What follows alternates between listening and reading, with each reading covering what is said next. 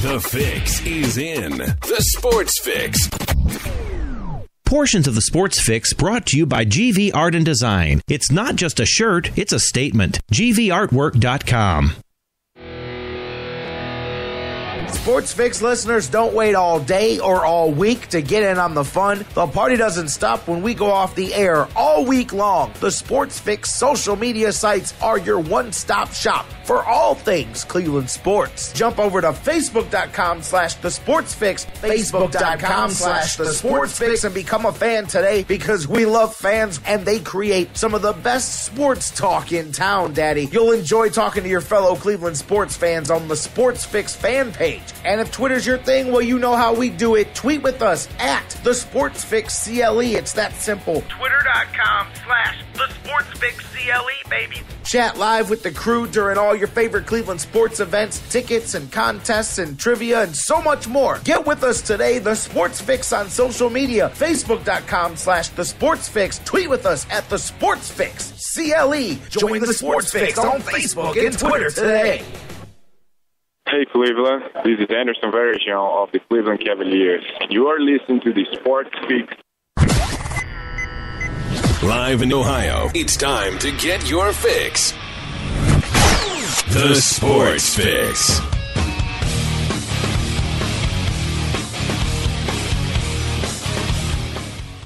Welcome in, everybody. We are live.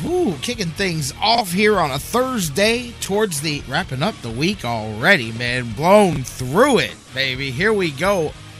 Another day, another dollar. Welcome into the Sports Fix. A lot on the decks today, as we told you. We've got some very interesting guests coming on today's show. We're going to introduce some new segments. We're going to do a whole lot of things here today, and it's going to be a very fun, I'm going to go back to it, a very jam-packed edition of the Sports Fix. No, it's going to be a good time today, you guys. I am fired up. Hopefully you are too.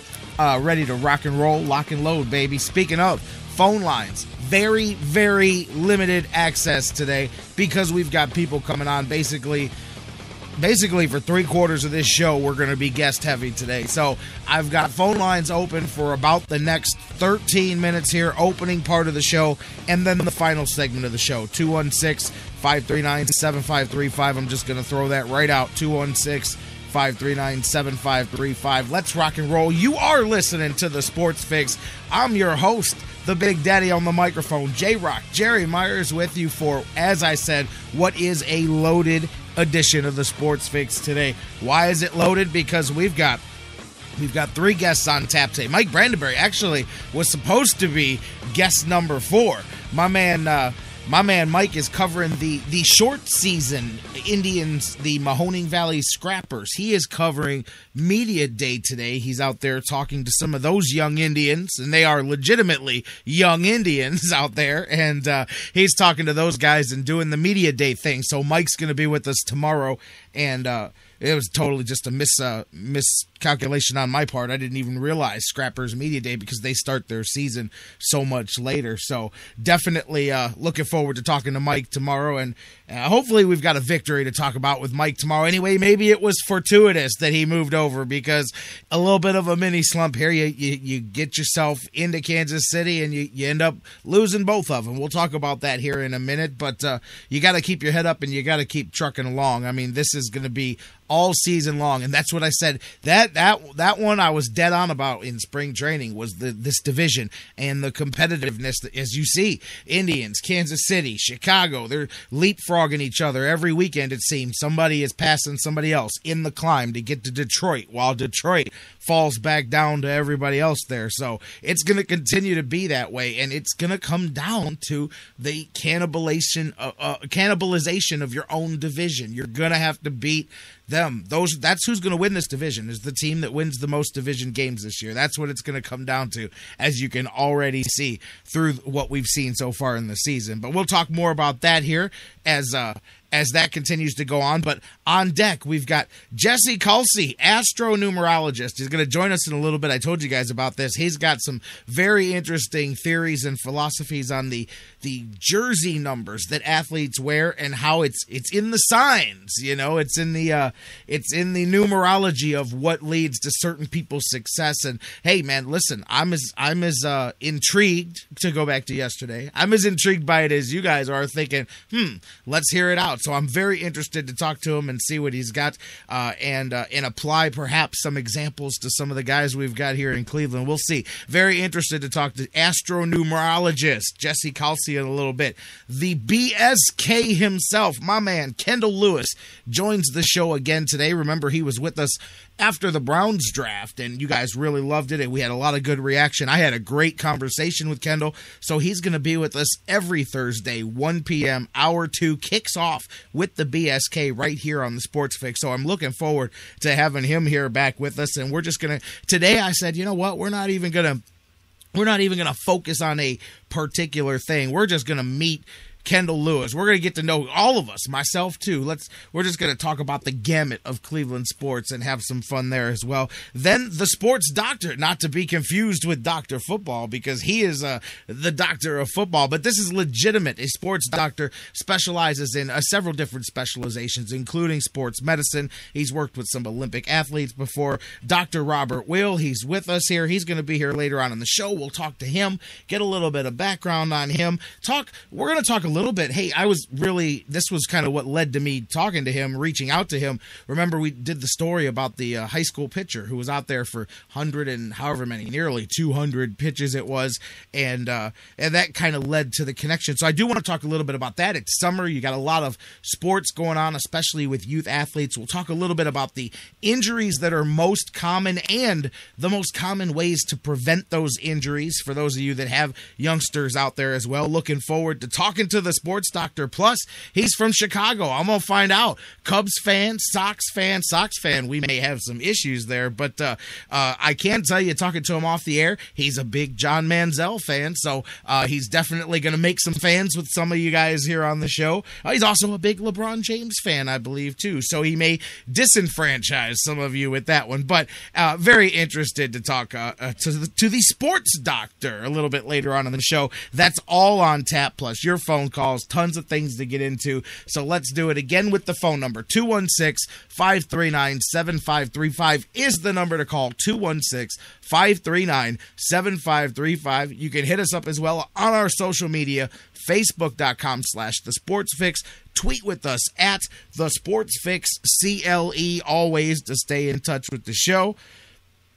Very excited, very interested for everything that's on tap today. Matter of fact, I got my phone going here with guests from the show already reaching out for me. I got a lot going on behind the scenes. Hit us up as well on the email, thesportsfix@AOL.com. And remember, thesportsfix.net, your one-stop shop for all things Cleveland sports. And you've got the replays of the show and everything else. A lot of things, a lot of ways to stay in touch with the show, because there's a lot going on with the show. So keep in touch with it all right there on the sportsfix.net. And as I said, phone lines are open. We'll talk a little bit. Let's kick off the show talking about the Indians. And yeah, definitely a little bit less of the enjoying the conversation as you had, of course, coming off of Texas. But hey, this is something we talked about too. Kansas City streaking at the same time that the Indians were as well, running into them, and Kansas City just outplayed the Indians there. Trevor Bauer, it continues. We talked about it yesterday. His inability to, or not inability, but he has yet to win games on the road here, and that continued for him there. 4-1, the Indians lose. Kansas City with 4 sacrifice flies in the game. That's a painful way to lose. That's almost like the acupuncture, the what's the water torture, taking the one paper cut at a time. You know what I mean? Kind of a blah way if you're going to go down there for sure. And hey, the Tribe had their chances. They definitely had their opportunities. Especially late in the game there when you got the bases loaded, unable to come through. And so there it is. It adds up to a 4-1 defeat. They draw both of those games in Kansas City. Kansas City actually leapfrogs the Indians in the standings there, but you can't get down. I mean, look, it's not like, and this is what I was telling somebody last night. It's not like you sit here and you panic. It's not like this division is not going to be competitive like this. You're going to continue to have, I think we're seeing it. Dan and I were talking about that yesterday. Kansas City's problem's not their offense, even though they scored a unique way yesterday, those 4 runs, but it's going to be their pitching down the stretch. And the Indians are going to continue to streak up and down. And I mean, that's part of the makeup of this team, and there's nothing you can do about it here. But a mini series here, and we absolutely, unfortunately, dropped both of them. And now you head into Boston, and that's the thing, is you got to keep your wits about you heading into Boston here, especially because they're coming off of coming to Cleveland and not at all having a good taste in their mouth. So they are most definitely as well coming with the talon sharpened at home, looking to say, hey, Indians, okay, payback is the son of a gun, So you've got to refocus. You've got to keep yourself focused. You've got to resharpen that focus, because it's not even a day off. You're right back out of here. And just looking at some of these pitching matchups, you know what, before the pitching matchups, the other thing though that I wanted to bring up is you got at the beginning of this series here, you're going to have some decision making. Terry Francona right now still kind of being leaving it up in the air exactly when they'll begin to make that decision. Now, of course, talking about Nick Swisher, he's coming here preparing to come off the DL here, and there will have to be some kind of roster changing going on here. There will have to be something done, and what will that be? I mean, because I go back to the one name that's the easiest to throw out there, which would be Jason Giambi, and again he had a rough one last night. Did they know exactly how to pitch to him last night? Which just speaks, this is not against Giambi, by the way, just to credit to the way they handled things last night. But I mean, three times in a row to the exact same spot. And Bruce Wood in the chat room just popped up with, this was what I was thinking this morning. I'm like, boy, would this be that nice, convenient time for Jason Giambi to pull that rib and just need to take a couple of days? Because really, that's, I think, the kind of move that the Indians are going to have to make unless they want to make a change, because you've got to be careful. You can't. It really depends, too. We talked earlier in the week about Santana and if they're going to be comfortable with him resuming being the backup catcher, because then you got to make a difference with Kataris, and you've got to make decisions there as well. So that's a dicey decision that they have to make. I look for what we just said, what Bruce said in the chat room. I look for a very a fortuitous injury for the Indians to pop up to Jason Giambi, because, I mean, he's having, again, and he did last year too, although I think he's had a rough year this year than last year, a little bit less of the big moments so far. But I mean,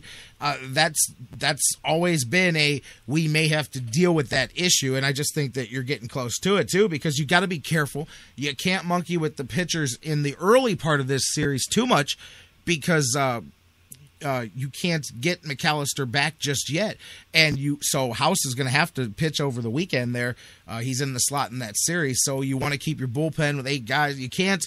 You got to be careful the move you make here. So I don't know when they're going to. I don't even know when, because I think last Terry Francona said is we're not at that point yet, but it's coming here very soon. So very curious to see what the Indians are going to do there when they do have to make that decision. I think you got to look for the phantom fortuitous injury to come along and buy the Indians a little bit of time there. And even then, what happens in the lineup, because there's some people that need to keep playing, and that one of those people is Lonnie Chisenhall, which the Indians may have gone 0 for 2 in Kansas City, but Lonnie Chisenhall did not. Continued to rack that ball, man. I mean, Lonnie Chisenhall just going to town. And what was the stat that I saw? If he's 16 at bat. We talked about this. He's 16 at bats shy of plate appearances, of being able to be the actual leader. What was funny, though, was I saw that if he just took an 0 for 16, if he just said, hey, league, let's just consider that I already played these at bats and I already went 0 for the whole bunch, he'd still lead the league in hitting. It still wouldn't drop his average enough that he wouldn't lead the league in hitting. He's up to a 9-game hitting streak, 2 more hits and a walk last night. Lonnie Chisenhall is now up to a 393 average. Just amazing, the clip that he's on, and continuing to get better as that thing goes. And yeah, what's he up to now? He's at 2.86 plate appearances right now, 189 in 66 games. He needs to get to 3.1. He's still 16 shy. So, figure 3.1. I mean, it's pretty easy to do the math. I mean, if he gets 4 plate appearances a game for the next 17 games, he would catch up. That's basically the way you do the figuring there on that. But, man, nothing, no team, no pitching. Even when the other team is pitching well, Lonnie is just raking it all, my man. Meanwhile, Indians now drop on the road trip. They're 3-3 on the 10-game trip. Drop back to 500, which Kansas City climbs back up to. Detroit lost, missed opportunity there. Tribe 2.5 games back in the Central, and now you head into this series with Boston. And of course, hey, listen, now this is a little bit different because Boston is still scuffling. It wasn't that long that we just ran into them before, and I like some of these matchups here. Looking at the pitching matchups for the weekend, man, if you're a baseball guy, I think this is some good stuff. Now, you got the lefty coming right out the gate here. You got Tomlin and John Lester. That's going to be a matchup right there. Josh Tomlin has just been pitching. I'm not 100% sure, but I'm pretty sure the majority of what he's done are at the best of what he's done so far in his career. But you got Tomlin and Lester. You got Masterson and Lackey going on Friday night, which is a great pitching matchup right there. I'm digging that one. Then Saturday, I'm really into this because we talked about Peavy. Remember, the Indians were able to get to him early before, but you know what he does and his success against the Indians. He's taking on TJ House, the lefty. As I said, House has to go because McAllister, I believe he wouldn't be able to go until Sunday anyway, so he's going to get that one there. And then you wrap things up with Corey Kluber, who I know wants to bounce back after the last performance that he had. Definitely un-Corey Kluber-like. He takes on Brandon Workman to wrap that thing up Sunday afternoon. So big series, a good series. I mean, look at those. Matt Tomlin and Lester, man, that's a good one, man. And Masterson and Lackey tomorrow night as well. House and Peavy and Kluber and Workman. I like the way that falls out. And I'd love to see, hey, you split this thing, you still come back 500 for the trip, but it's kind of hard to, as much as Texas is a little different than Boston. To me, it's kind of hard to go and expect to take 3 out of 4 there with the Monster and all of that, and Boston and all of that. But hey, shoot for the stars. But even if you split it, you come back 500 on this trip. That's 5 wins on this road trip for a team that had 9 road wins all season long coming into this thing. So I'll take that now. Gladly take that and get back home and keep things rolling. So it starts tonight, and we'll talk more about this a little bit later on, but it starts tonight. Boston, Tomlin, Lester. It'll be a good one. 7:10 is the first pitch tonight for the Indians and the Red Sox. We're going to take a break. We're going to get this show rolling. When we come back, first guest of the day coming on board, Jesse Kalsi joins us here as we talk a little astronumerology, numbers in sports. Man, I wonder what's does 393 have any special significance to Lonnie Chisenhall? But we'll talk to him a little bit about jersey numbers and how it pertains to success in sports. And I'm very interested to hear his philosophy and some of his theories here. He uses Michael Jordan and Joe Montana and some other guys as examples. So I'm he's even got a way to tie in Colin Kaepernick and his contract and his jersey number. But this right here, by the way, I'm playing this for a reason, because the last time I went Carl Douglas, the Indians started doing a little kung fu fight and got themselves on a little run. So I said, you know what? I got to do it again. It was about a week and a half ago this time that I did it, so got to put the mojo back on them. Go to Boston, do a little kung fu fighting, Indians. All right, Jesse Kalsi, astronumerologist, joins us next. We'll have some fun with this. Kendall Lewis, the sports doctor. So much more still on tap here on the Sports Fix. But they fought with expert timing. There were funky Chinamen from funky Chinatown. They were chopping them up, they were chopping them down. It's an ancient Chinese art, and everybody knew their part. From a fainting to a slip and a kicking from the hip, everybody was kung fu fighting. The The Sports Fix, the show that asks the question, What you talking about, Will? What you talking about, Will? What you talking about? What you talking about? What you talking about, Will? What you talking about? What you talking about, Will? What you talking about? What you talking about, Will? We'll be right back. Before we go to the break, guys, I want to talk to you just a second about our friends at GV Art and Design. Baseball's here once again. Cleveland, of course, excited, and GV Artwork teaming up with the Indians, and they're both going to knock it out of the park this season. And listen to some of the new designs they've got for Cleveland baseball fans everywhere. They've dug out an old classic, and they're bringing the heat with the new Wild Thing, Give 'em the Heater Ricky design. GV Artwork is teaming up with Cleveland fan favorite Michael Brantley and created a custom Dr. Smooth t-shirt. Plus, don't forget, they've got the Cleveland That I Glove collection, new tribal and Cleveland That I Love designs for women, and so much more. You can get GV Artwork designs on the website, gvartwork.com. And don't forget to use the sales code FIX10, that's FIX10, and you'll save 10% on your purchase. Or you can check out their new store in Lakewood on Detroit Avenue. Check them out in the Indians team shops and so much more. Cleveland That we all love, GV Art and Design. It's not just a shirt, it's a statement.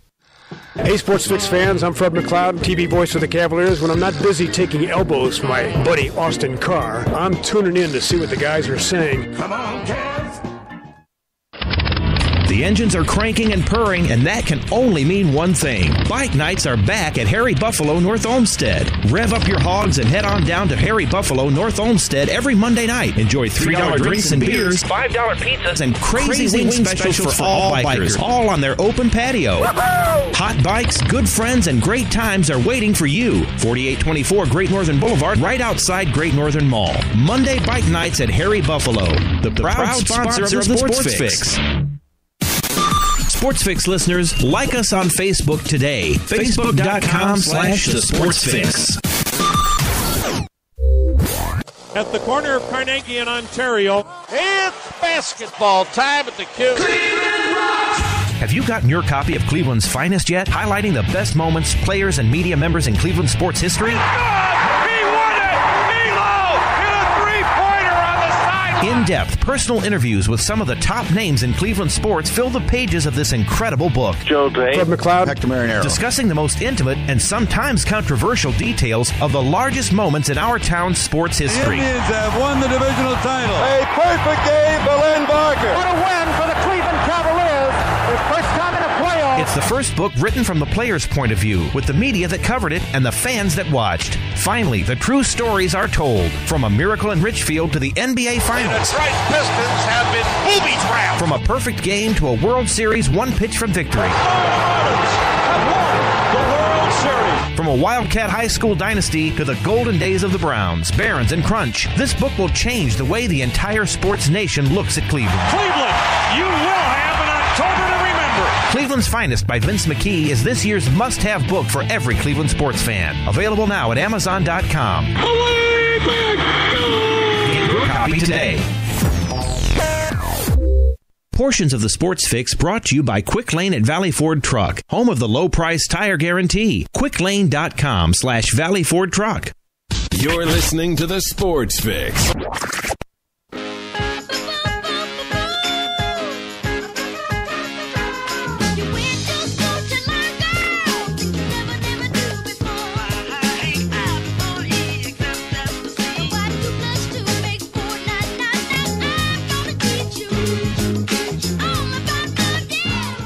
Welcome back to the Sports Fix live here on the sportsfix.net, where we are not afraid to get cute with the bumper music. That's right, because we're getting ready to go to school. Hey, I'm going to have some fun. Listen, I am like you guys here as we get back into the show here on our next segment and my next guest, because I'm with you guys. I'm sitting back and going along for the ride. I'm very interested to see where this goes and to have a very fun conversation here coming up. Welcome back into the Sports Fix. J-Rocc back with you, and we are, no pun intended, rocking and rolling. Phone lines are closed because I've got my guest coming up next, but we'll open them back up later on. So for now, as usual, hit us up on the social media. Facebook.com/The Sports Fix. While you're there, become a fan of the show.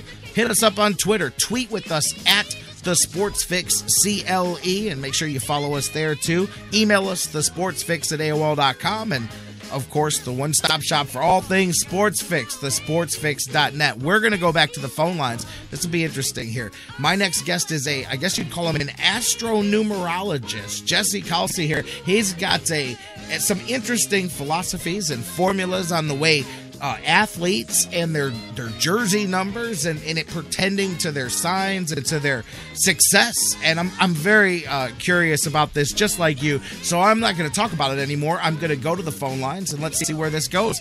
Jesse, you're live on the Sports Fix. How are you doing this afternoon? Thanks for joining us. Oh, great. Thank you. It's great to be here, Jerry. Great to have you. You know what? I did my introduction here, but nobody can talk about yourself better than yourself, just like myself, anybody. So let's start off by letting people know a little bit about, and I hope I did justice to talking about it myself, but let's talk a little bit about you and your background and what exactly it is that you specialize in here. Yeah. So my background actually is, I've been in the States for more than 25 years now, and I'm actually a real estate broker by trade, but astronumerology is what I've learned over the years because I was born in the Far East in India, and I used that when I came here to improve my life situation.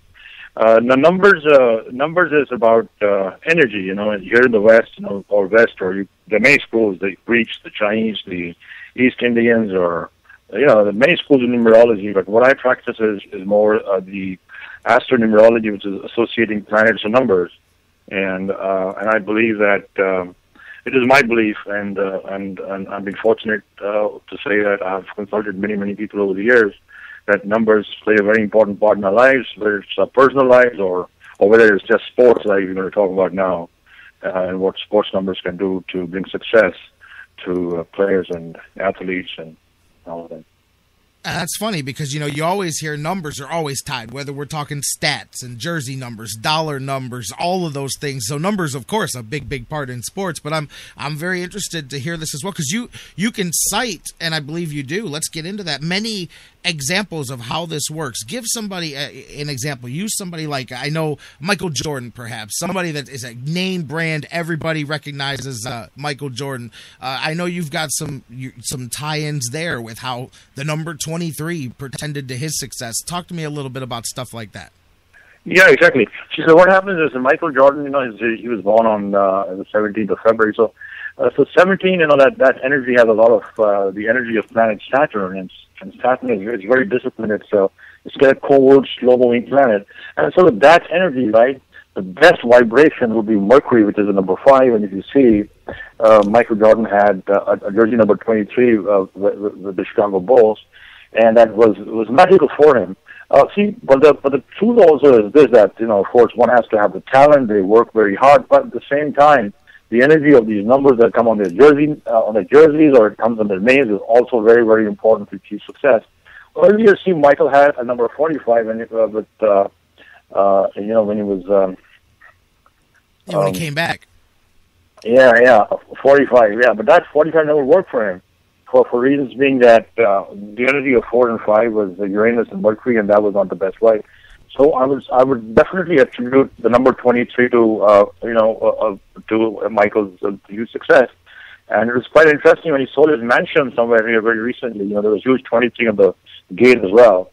So that's the energy of Mercury. But then that Mercury, that is a planet of speed and communication, would not work with everybody. See, it worked great with his date of birth, and that's how it goes. Very recently, there's so many. I'm actually writing a book right now on sports numbers. Very recently we had this one gentleman, Kaepernick. He plays. He's a quarterback for the 49ers right here in the Bay Area with a jersey number 7, and he's November the 3rd, and he's got a pretty good cycle. He's running it right now, but see, the Super Bowl, he didn't do quite well in the early months of the year. The reason being that there was a lot of sports Saturn energy that didn't work very well with November the 3, which is a lot of Scorpio. But just a couple of weeks ago, he did get a huge agreement, right, about 61 million up until 2021, I believe, from the 49ers. So sometimes what happens is, right, he was running a great cycle, right? But then, going back to his jersey number 7, The jersey number 7 is not the best for that gentleman. You know, I made a video on this earlier last year when they missed it the first time, and just to say why that 7 was not the best vibration for him based on his date of birth. And I wish he could watch it someday. So I can give you many examples, and right from this one to NASCAR to I did one on NASCAR. They put that article on a magazine. I know it's a very prominent magazine one time. And for this gal, I remember this one gal who's she's an Aries and she's born on March the 25th. Danica. Yeah, Danica Patrick. Danica Patrick, that's the one. That's Danica Patrick, right? If you see her car, right, it's quite interesting. She's got a green color car, right? Danica Patrick is born on April the 25th, so it's great. Aries, all of Aries energy, right? 24 is again a good number for her. And then she's got GoDaddy, which is also 24, that sponsors her. But then in Danica's case, there's only one thing I wish I could tell her, or she would see her tell her. See the color of the car, the green color does not work with Danica. The reason is green is too much mercury. See, that would be great for someone like Michael Jordan, but not for her. Maybe she drives a lighter color car, like a light gold, or, that energy. See, that vibration would be so much better for her, because in that sport, right, it's speed and just in the last lap and just a few seconds, winners are decided. It moves so quickly, it's like any other sport. So that one there. And I can go on and talk about these numbers, the planets, and timing, and a whole bunch of this. Well, so very recently, remember Jerry, we had this famous race. It was a race for the Triple Crown here in Belmont, in California. Yeah, absolutely. And then the number 2 in the houses are number 2, but came on the 7th of this month was a lot of it just came right at the beginning of the Mercury retrograde, and that's where something was wrong with his. The right hoof or something, one of the front hoofs in the front there was not very healthy, and that's the reason why he couldn't make it. Otherwise, the numerology was right, the timing was right. It was just the planetary energy that said that time was not very good. So I can keep talking and go on and on. Yeah. No, definitely. Interesting stuff. You're listening to the Sports Fix. We're talking to Jesse Kalsi here, astronumerologist, about how sports numbers tie into success and people's. I know, and you said you've got numerous examples. You've gone through. I'm interested there what you said about Danica Patrick, the color of the car. So you think that truly the color of the car does her no good? I mean, really, and I go back even to the Michael Jordan thing, and again, this is just because you know more about this than I do, which is why I'm posing the question. But the number thing, I mean, obviously Michael Jordan's talent superseded, so wouldn't it be a safe bet, although you make a good argument with the 45, but wouldn't it be a safe bet that Michael Jordan would have still been Michael Jordan had he been number 1? You know what I'm saying? Or do you really believe that the 23... that's a great question, actually, Jerry, but the thing is this, I believe, I may be wrong, I may be absolutely wrong, but I believe that one had a lot of sun energy, right? But what he had was Mercury, right? And that energy of planet Mercury worked perfectly with his date of birth. See, if you look at 45, 45 is also a lot of Mars energy like he had earlier. And if you look at this, the great Canadian Wayne Gretzky, right? Gretzky had a 99 on his jersey number, right? I mean, it was absolutely amazing because Mars was there 2 times. And his performance was absolutely amazing and nice. But, had Gretzky had a number 23, would he be just as fast? Maybe not. That's what I think. I may be wrong, but that's what I think. Why? Because the energy of those numbers, those planetary energies, would kind of obstruct him a little bit. It's like playing basketball, right? It's a fast game like any other sport, right? Moving fast, you have to score, you have to be very quick at the game, right? But I believe that the 23 for Michael Jordan definitely gave him that edge with that number. I would absolutely say that. A number 1 on his jersey number or any other number might have maybe slowed his luck a little bit. That's what I think. Wow, very interesting there. And you have examples here, just looking at some of the bigger name ones on the list here through the sports. You got in baseball, guys like Roger Maris, who actually started with the Indians before he, of course, as happened to the Indians back in those days, got traded to the Yankees and then went on to his success there. But talk a little bit about Roger Maris. How did the numbers tie in the way you look at his success? Yeah, Roger Maris now Cleveland Indians, number 32 and 1957, and number 5, 1958, Kansas City, and Then you had number 3 and New York Yankees, number 9. And so see, all those numbers energetically were kind of flowing very well with his energy. That's what it was. And this is kind of one of those examples that have kind of gone a little far back, but again, the point is this, right? It's all the energy of those numbers that just kind of connected very well with this basic frequency. So now what happens is this, right? I mean, say for example, you're a professional in your sport. I read about you too. And I don't know, but wrestlers have jersey numbers too? I think they do, right? No, we don't do the jersey number thing, man. We're kind of a unique individual brand. We don't really do the jerseys. But yeah, that's cool. You looked me up. That's interesting, man. Yeah, I'm definitely a pro wrestler, man, for sure. Yeah, I saw you on stage. But how about colors? Do you wear those a certain kind of color, or the color changes every time? Me personally, my color scheme is black and green and gold. That's the colors that I wear. Black and green and gold are colors all the time. Yes. Yeah, and gold is the highest vibration. Green again is fast, and black is satin energy. So yeah, so the point is to answer, going back to Roger Maris again, the energy of those planets were kind of flowing with his basic vibration, right? And they were all supporting him. So and of course that brought him a lot of success. So the thought is this, right? I get a lot of parents come to consult me all the time about their kids, go to school, talk about talent, and they ask me for jersey numbers, and what do you think is a good jersey number for doing basketball and all that. So I do this all the time. We look at the date of birth, and then they'll say, okay, then they say, oh, this is not available, so let's try this one. Oh, maybe that might or might not. It's just like that, right? But we always try to get the best wife, and I've got some good feedback from them. Time saying that they've done well. Yeah. That's exactly the next question that I was going to ask you. It's one thing for it to be what you believe. Okay, that's cool. But I was going to ask you, how many athletes believe this same thing? Because we know confidence is such a big part. Even if that's the only part of it that's legit, is that it gives you the confidence to hit. And I was going to ask you, do athletes consult you on, hey, what would be a good jersey number for me? What goes with my sign, et cetera, so forth? To be honest, to be very honest with you, I've done this as a research, and going back to, I've worked with a couple of coaches here, some young guys, who coached with the San Jose University as football coaches, and of course he had family who played for the Seattle Seahawks. I can't name them, but has a very prominent player consulted with me today? The answer is no, they haven't yet. But we'll see what comes. But I have consulted numerous other people, though.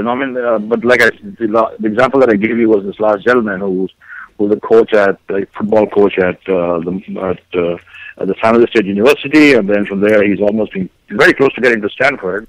So and typically, like most people, they're not sure of what he was doing, but then but he did become a bit of a believer in the end. So yeah, so that's where we are.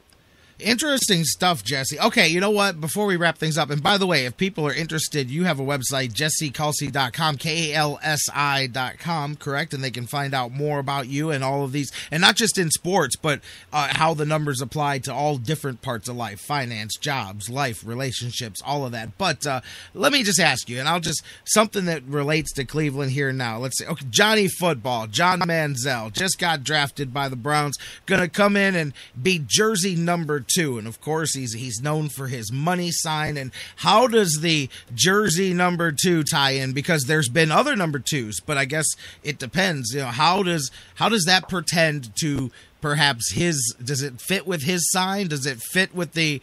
Would we know his date of birth, Jerry, by chance? I can give it to you here. Yeah, absolutely. Yeah. Give me 1 second here. Because that's one that I don't know off the top of my head. I don't know Johnny Football's date of birth, but I can give it to you here momentarily. That is the beauty of the amazing website known as Wikipedia here.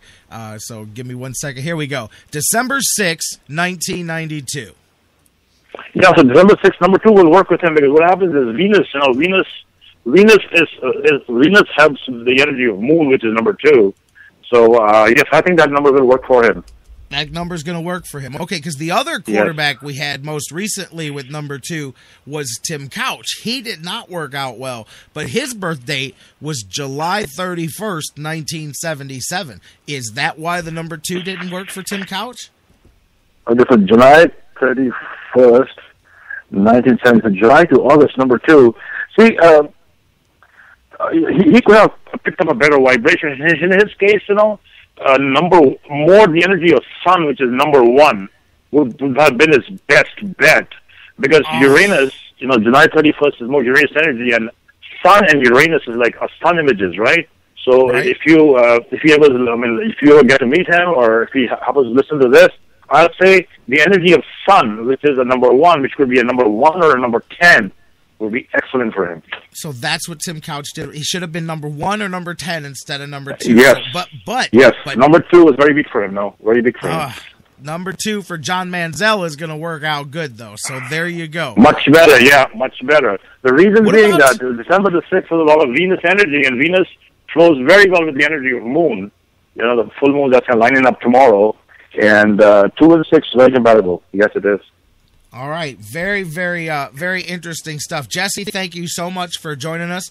I really appreciate you taking some time, and it was an interesting conversation. I know our listeners enjoyed it, and I look forward to it, and I'm sure in the future, maybe when the next time somebody switches jersey numbers here in Cleveland, we'll give you a call, and we will see how it portends to the future. I love it. Thank you very much for having me.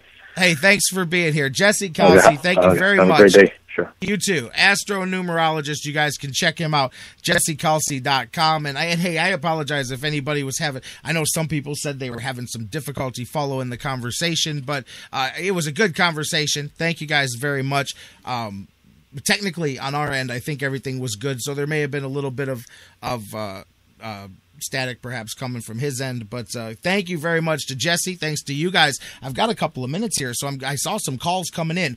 Call me back. 216-539-7535 is the number to call. Give me a call. 216-539-7535. I don't know. Interesting theory there. And, I know some people, I've already gotten some comments here during the break.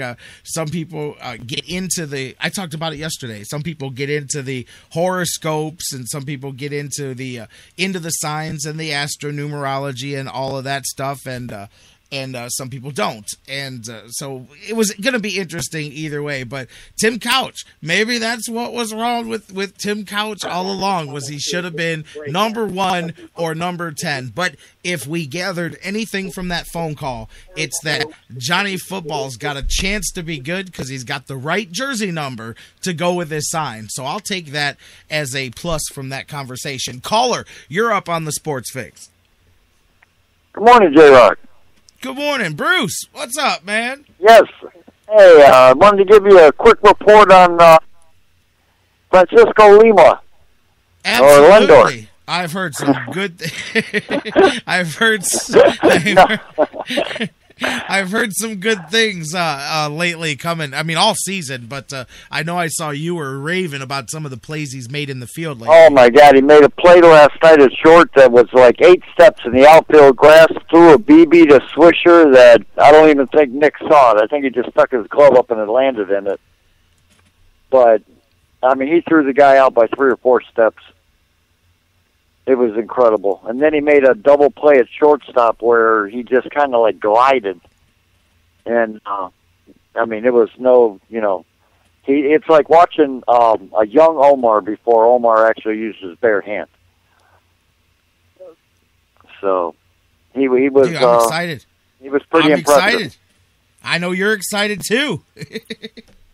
Yeah, I mean, that was like, I mean, he actually made that play, and it was like, one of them wows from Eckersley, I mean, it was like, you had to see it. Oh, and, Cespedes. He had a double in the gap last night. Didn't even make it to the fence. He got a double. Of course, Swisher went 3 for 4, but, you expect that with double-A pitching. Hey. Or you would hope, anyway.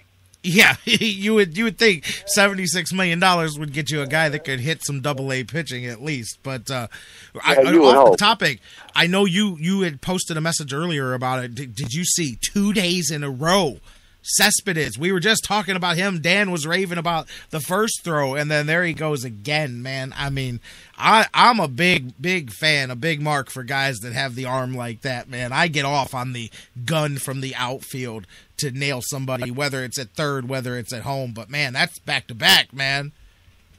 Yeah, well, 2 nights in a row, and both nights he misplayed the ball.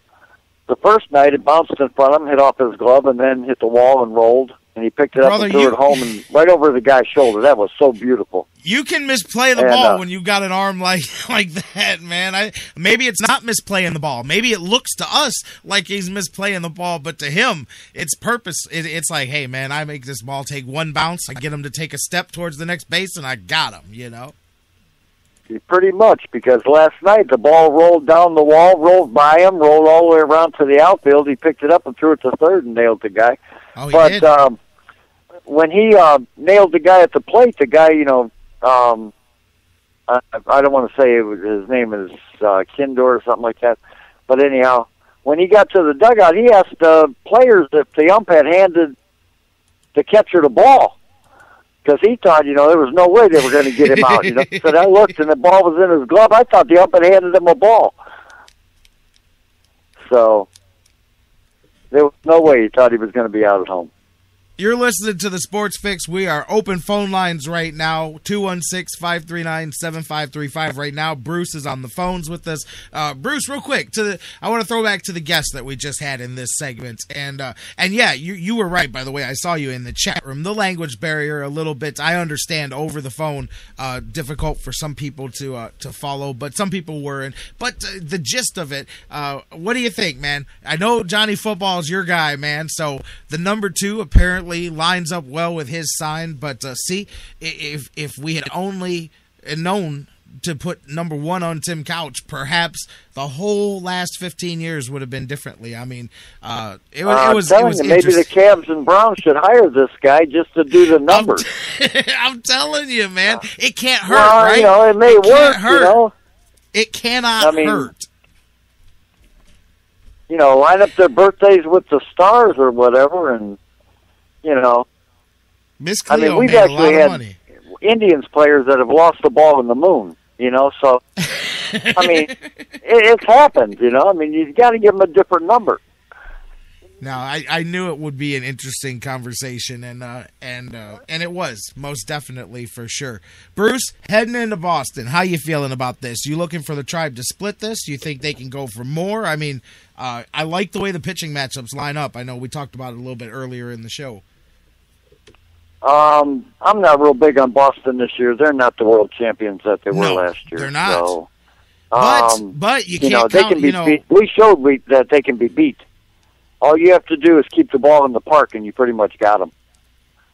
So, I mean, our hitting lately has been, you know, other than the Kansas City series, I mean, we still put together like 20 hits. I know. And just couldn't get anybody in. You know, so we're hitting the ball. We're just, you know, not scoring the runs. Yesterday, that pitcher for Kansas City was just lights out. There was no, no getting around it.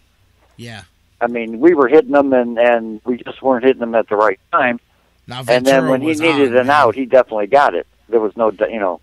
Well, that's what I was saying. You know, when I was talking about Giambi, that was kind of what I meant. It wasn't a shot at Giambi as much as, man, that dude knew exactly how to pitch to him. They had the shift on, and he literally grounded the ball in the exact spot that they wanted him to. You know what I mean? Like, each time they knew. And Ventura had his stuff going, man. He kept getting the Indians to pound the ball in the ground, and they, you know, as we saw, that he did a very good job. Okay, with that being said, did you check out the alignment for Chisenhall? Every time they moved to a different spot, and he hit it where they just moved from. He had two hits yesterday, and the exact spot the guy had moved from, he moved over like 2 spots, and Chisenhall hit it right where the guy was standing originally. Oh, man. I mean, you're talking about ground ball with eyes. I mean, they're just finding holes now. That's what I said, man. When you got it, you got it. You don't question it. You just go with it, man. And it's the exact opposite of Cabrera last year, where he was hitting everything right on the nose, but hitting it right at people. Exactly. And Murphy does the same thing. Murphy will get 2 strikes on him and just, you know, plant his feet in the ground and just, one-hand the ball and gets a hit somehow. And it's just, it just kind of works out, I guess, with your luck, I would imagine. But, I mean, there's just different techniques to the way people, are getting hits nowadays. And every team does a shift. Oh, I know. As we saw, and they got the Giambi shift figured out, that's for sure. I'll tell you what, though. It seems like they're doing almost a shift for every player now. No, and you are seeing that more and more and more, for sure. And it always amazes me. I mean, they've been doing shifts for 40, 50 years and however long they've been doing them. And you always hear the commentators say the same thing. If that guy could only just pop it right over there, he would have an easy hit every time. And it amazes me that people still can't, but obviously that's why a team takes the risk of making the shift, because they know that they got the odds and the numbers in their favor. So, but it's always amazing because I'm like, man, I mean, it's just like part of me, if I'm a ball player, feels insulted when a guy does the shift, because you look at the field and you're like, come on, you're leaving the entire side. Nobody's over here. Like, you know what I mean? Part of me is insulted. Right. Really? Right. Really? It's like playing, like 5 infielders and knowing that you're not going to hit it out of the infield. Right. You know what I mean? Weak hitter, and you're like, oh, really? We're bringing the outfielders in? Come on, man. Right. But, and right. You want to hit it, and something in your mind, I don't know, from being a ball player or whatever, something in your mind says, I got to hit the ball to left field, because there's 9 guys on the right side. Absolutely. And then I guess, whatever happens, you end up hitting it right to somebody. But, your first thought is, like when I played softball, people moved into like 75 feet, I said, if I could just hit it 180 feet, I got an inside the park home run. No. But it didn't always work that way. My man, I'm with you, man. That's funny. Good phone call. And tonight, hey, by the way, you're right. Not only the Red Sox struggling, but Leicester coming in tonight. I think it's a chance for the Indians to start off this series with a victory here, because you've not only, of course, got Tomlin going. Tomlin's been strong. Last time in Texas, he looked good. But last time John Lester pitched, the Tigers beat him up. He had 12 hits he gave up over, was it Saturday? When did he pitch? Saturday or Sunday? He pitched on the weekend. I know that. Yeah, he gave up 12 hits. He gave up 4 or 5 runs, a couple of home runs. Didn't even make it through 5 innings. But prior to that, he had been on a good run. Prior to that game against the Tigers, he had 5 of 6 that he had put in a quality start. So you can't look past him. Obviously, you know what he can do. But and hey, last time he faced the Indians last year, he got beat up too. So, and home has not been the best place for him either. I got his home splits right here.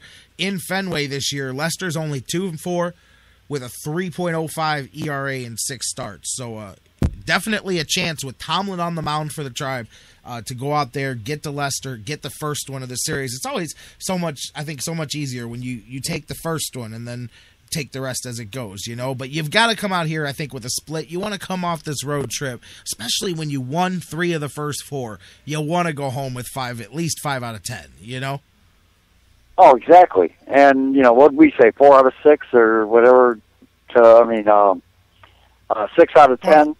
Yeah, I'd love to get 6 out of 10. That you got to take, road trip. But you'd have to take 3 out of 4 here in Boston to come back with that. So right now I'm looking, right. I'm happy with the split, and I'd be glad if we get more.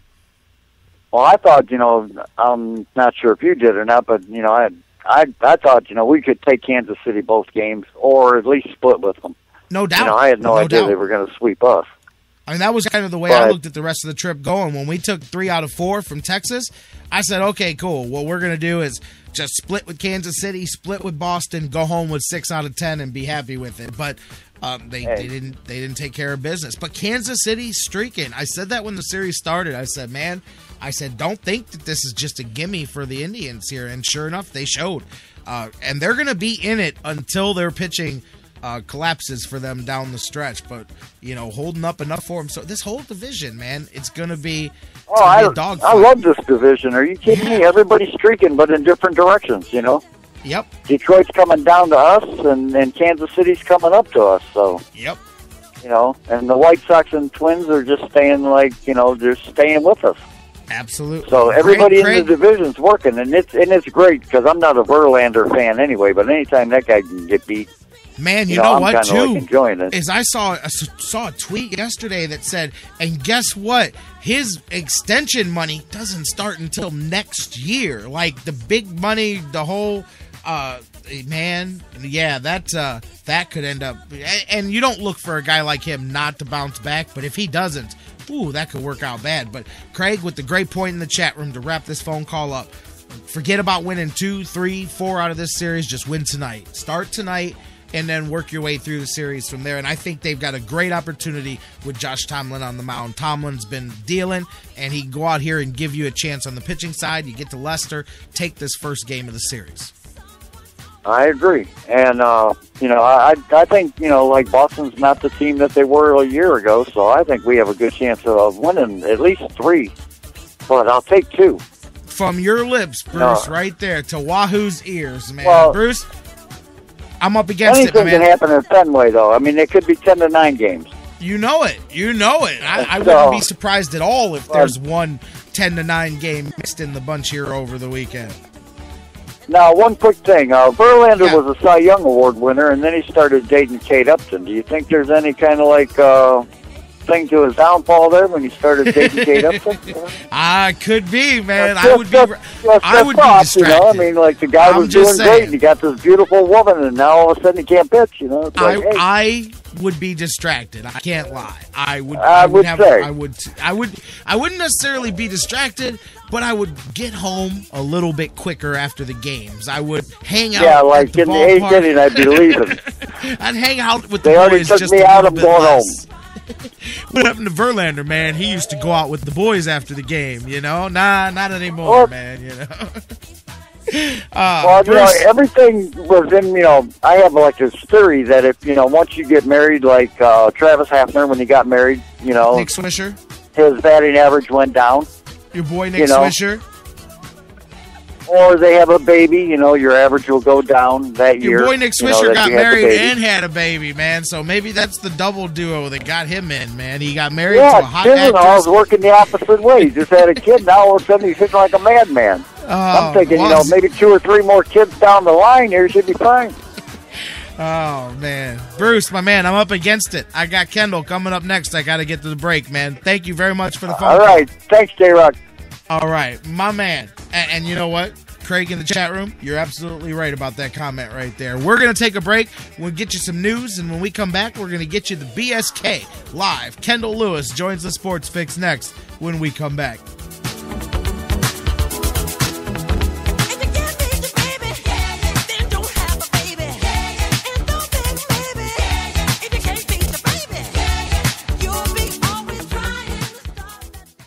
We here at the Sports Fix want to make all of your dreams come true. What about my dream? Edith, I told you I can't build your candy house. It will fall down. The sun will melt the candy. It won't work. It will if it never rains. Oh, maybe not all of them. Get your fix on the Sports Fix. Harmony, all love.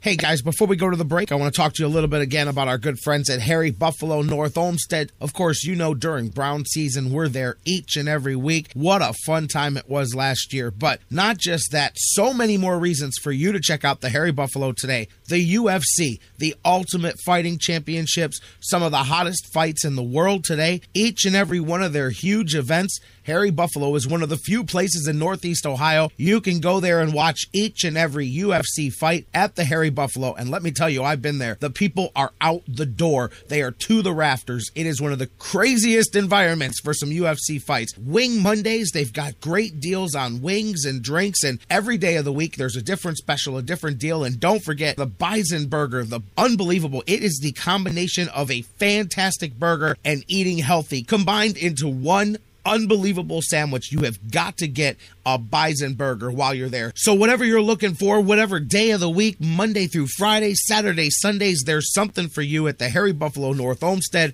just outside Great Northern Mall. Check them out today. Harry Buffalo, join the herd. This is head coach Gary Waters at Cleveland State, and you're listening to the Sports Fix. Whether it's an oil change or a new set of tires, Quick Lane at Valley Ford Truck has you covered for your automotive car care needs. They're your neighborhood quick service experts. They also offer a low price tire guarantee. Choose from 13 brands, and if you find the same tires at a lower price within 30 days, Quick Lane at Valley Ford will refund the difference. They're open late Monday through Thursday until 9 p.m. and open early Saturday so you can check it off your to-do list and get on with your day. They also have a newly remodeled service lounge and additional service bay just for Quick Lane oil changes. Quick Lane at Valley Ford Truck is located at 5715 Canal Road, right under the 480 Bridge in Valley View, just down the road from Independence. 5715 Canal Road, right under the 480 Bridge in Valley View, just down the road from Independence. Come see why life is better in the Quick Lane. quicklane.com/Valley Ford Truck. That's quicklane.com/Valley Ford Truck.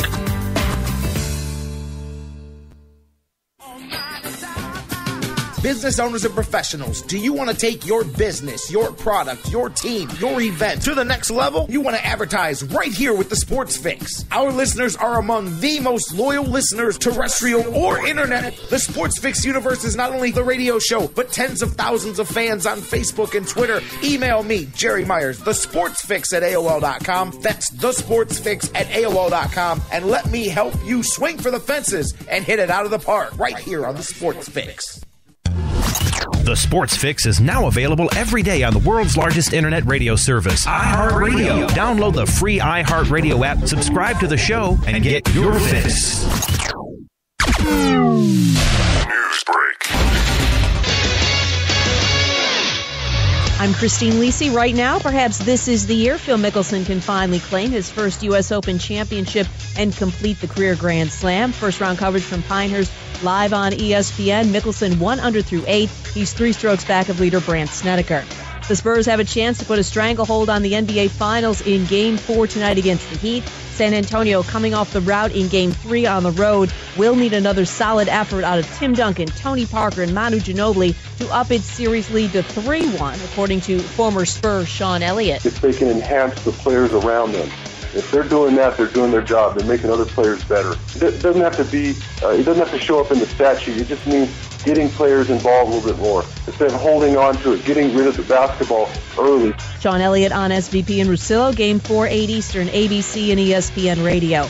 NFL Nation reporting Seahawks running back Marshawn Lynch expected to skip mandatory team minicamp because he wants a contract extension. He's starting the third year of a 4-year, $30 million deal. If he skips the minicamp, it'll cost him $70,000.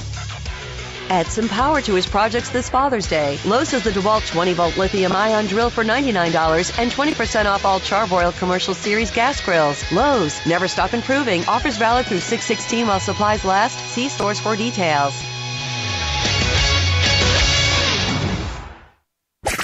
Now, back to the Sports Fix.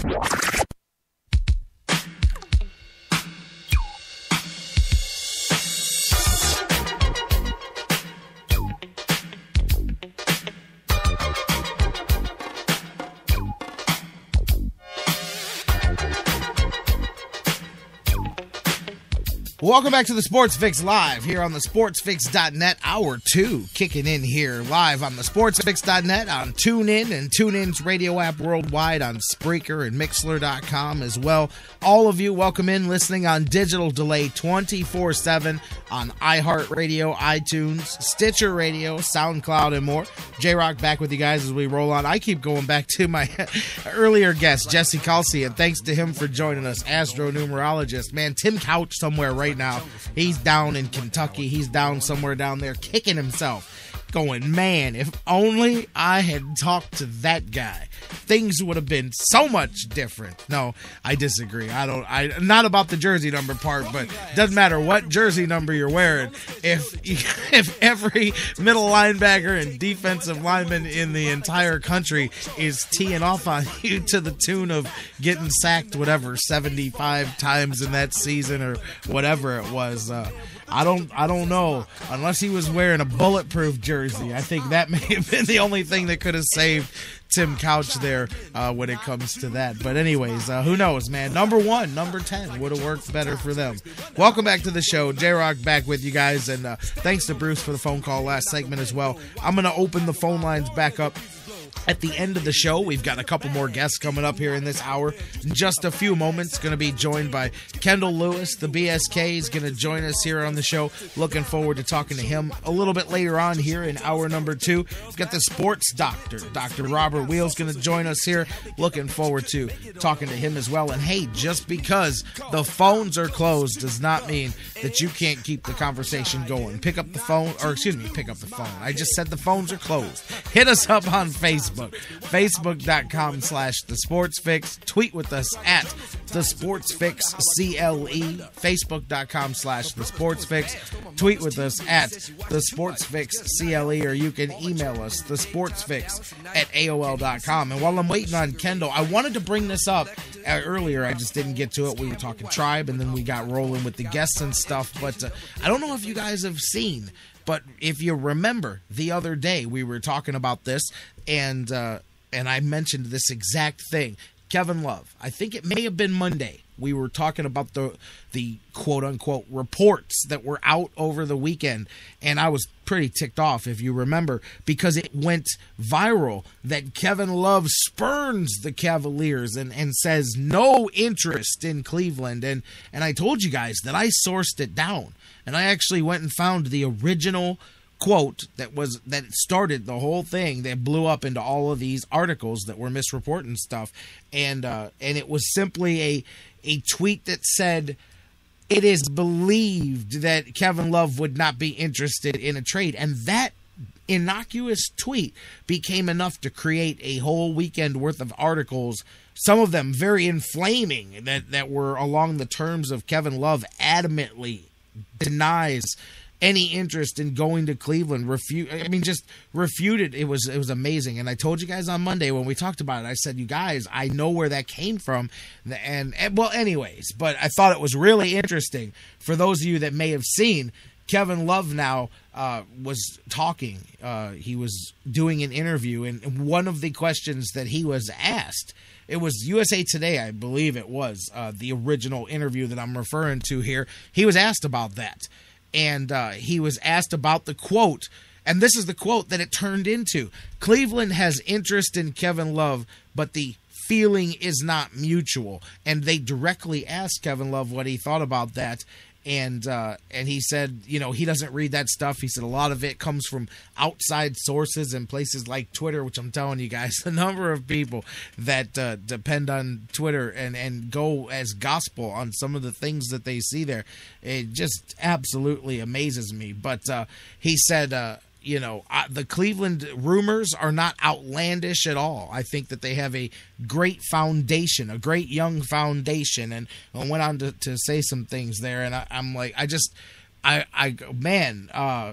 didn't we just talk about this when I saw that? I said, we just talked about this the other day, and I'm pretty sure that the people that listen to The Fix know not to just, and I would hope so, and that's why. Listen, man, I don't rail against other people's reporting and the bad news sources because I'm just anti-competition. Because first off, and sometimes I gotta say this because some people get caught up in this, I'm not a news source. The Sports Fix is not a news source per se. Now that does not mean that we don't break some news here and that we don't do that too.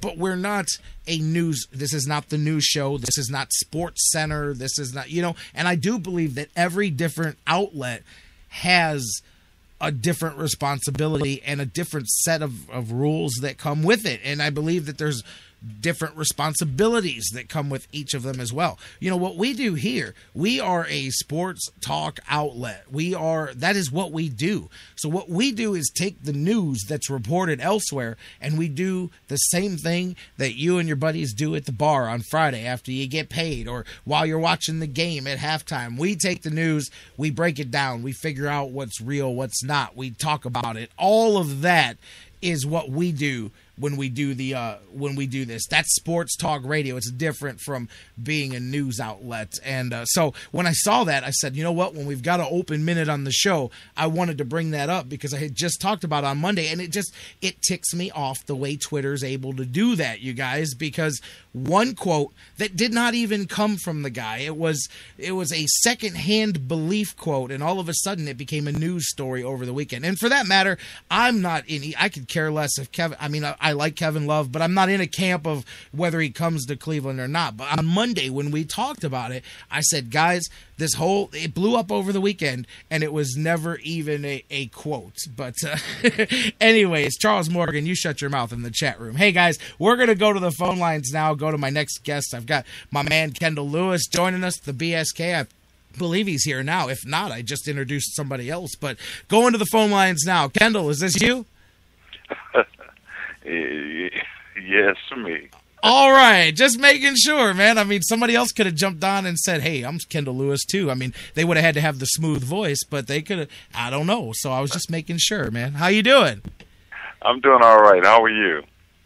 I'm doing all right myself, man. We're jamming here and just keeping things going, man. Thursday afternoon, and I don't know, man. It was funny. I might as well tell you guys, Kendall and I'm very glad that you were able to join us today because I told people earlier in the week when you and I talked, I said, all right, I'm fired up, man. I said, we're going to start having a weekly segment with Kendall Lewis this week. And then you texted me during the show. We were on the air earlier on, and you're like, I thought we were going to start this around football season. I'm like, man, well, thank you for coming on today. And miscommunication, but, no secrets from the audience here. I got a kick out of that. Thank you very much for still being able to join us today.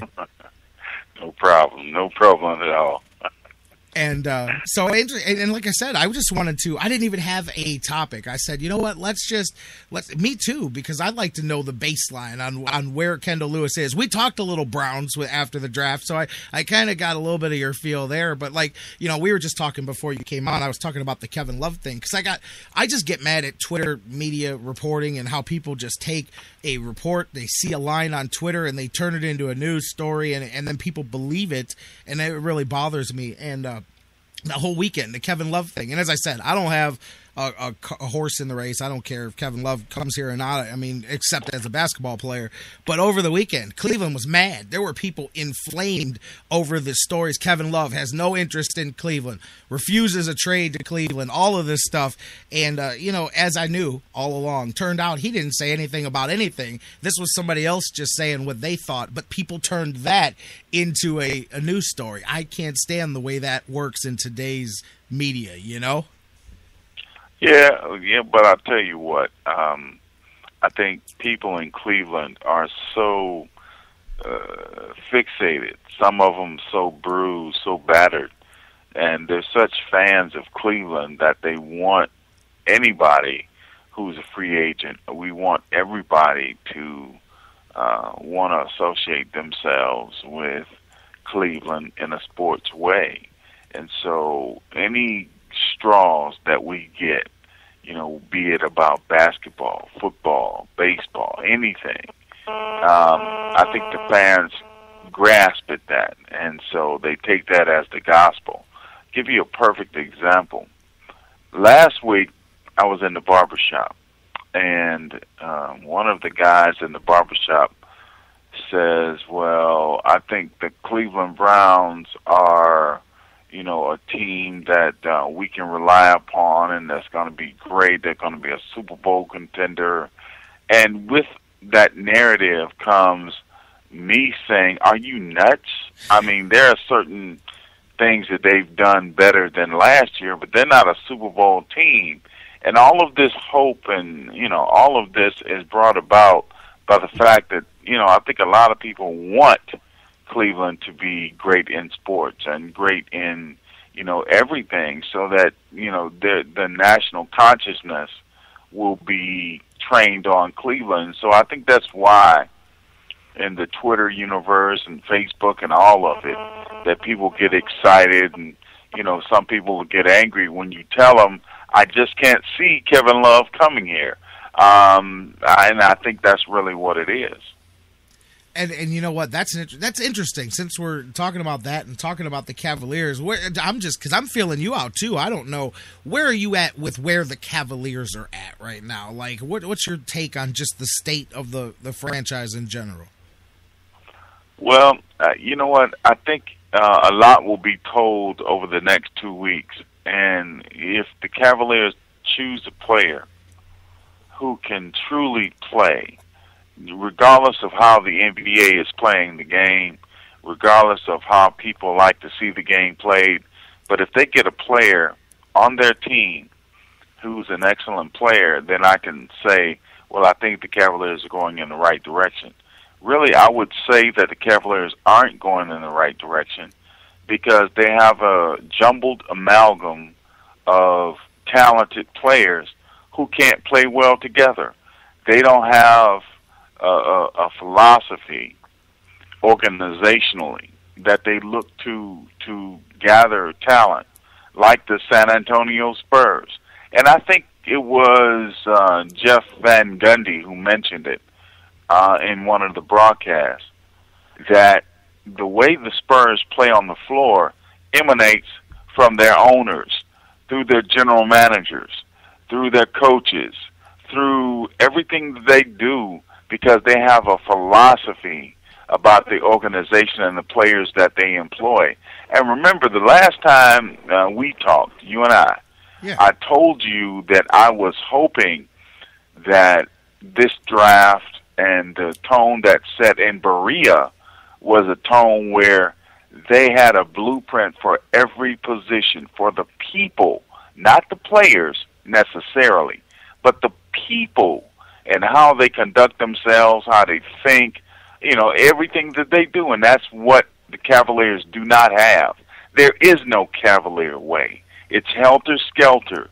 It's, if we get good players, maybe we'll be good. And that's not the way you got to do it. I never thought that. And so I think the Cavaliers are a byproduct of that thinking, or lack of thinking in this case. Mike Brown, were you with bringing him back, or were you not in that camp at all? Obviously, they've moved on. No, I wasn't, because you got rid of him in the first place. So very seldom do you see wrongs righted to that degree where, you know, players or coaches or administrators get a redo. You know, they fire a guy, they cut a guy, and then they bring that guy back. They bring that player back. Like, oops, we made a mistake. It's like we traded Kellen Winslow. Oops, we made a mistake. Let's bring him back. Very seldom does that happen.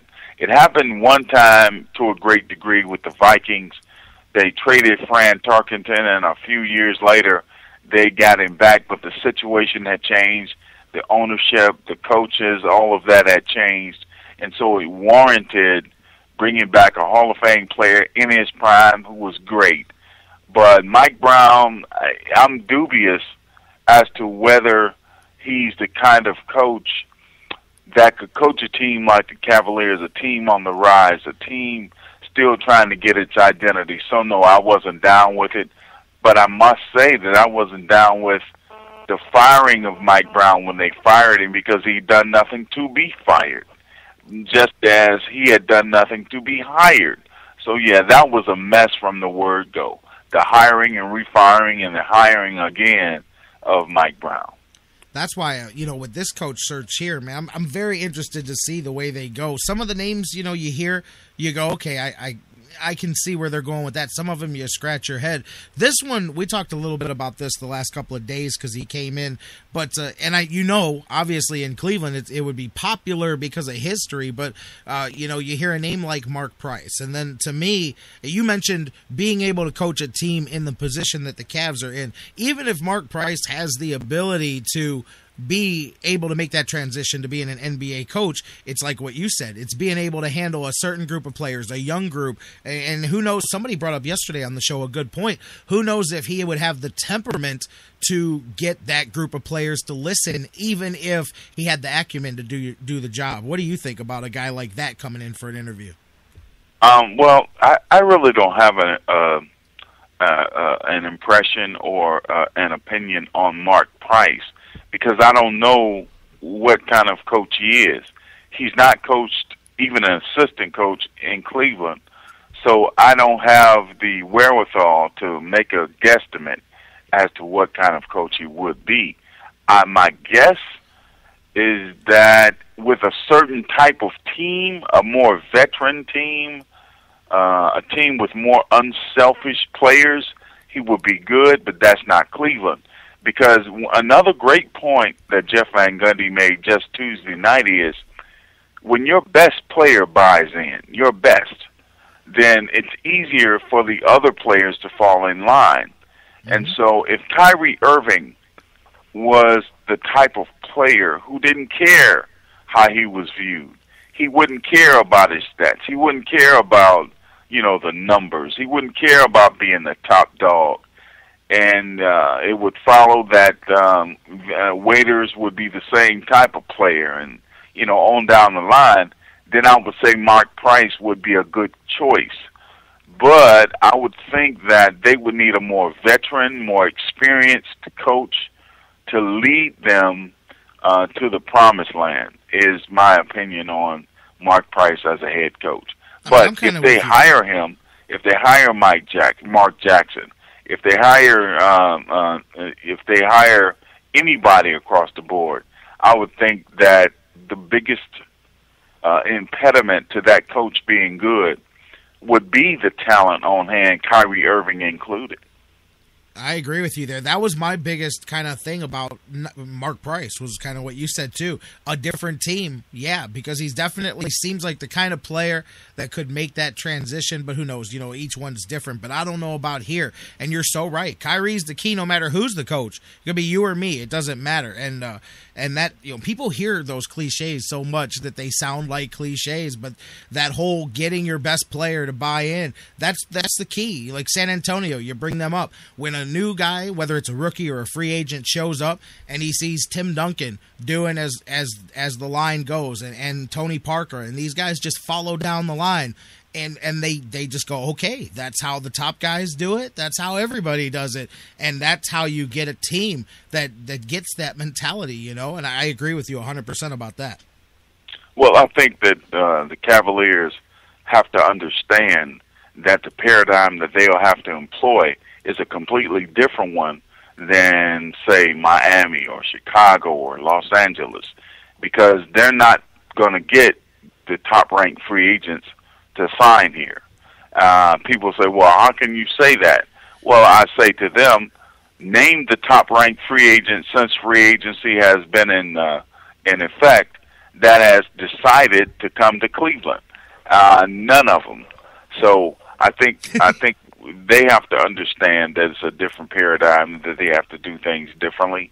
And if they do that, they might have a chance at success. But, it's really interesting to see whether or not they'll do it.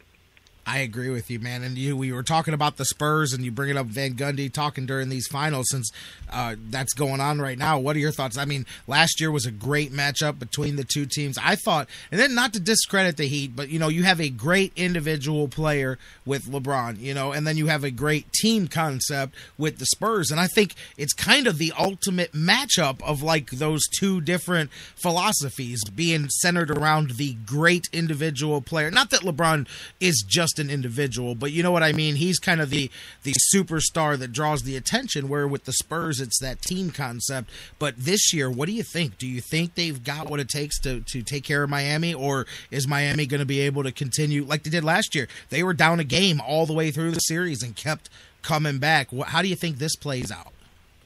Well, I think there are two great factors. The first factor is Miami is the best team defensively in this series because of LeBron James and his versatility of being able to guard a 5 and a 1 and anything in between. I think they are, the second factor is I think they're the best defensive team because they can shut you down to such a degree where you can't pass the ball, you can't dribble the ball, you can't advance the ball, you can't shoot the ball, you can't rebound the ball. And that's the second thing. But I think the other factor is San Antonio is right there with them in their defensive intensity, intensity, when they want to be, and usually they want to be. And then you add the factor that they're 9 deep in the playoffs, in the finals. When have you ever seen that?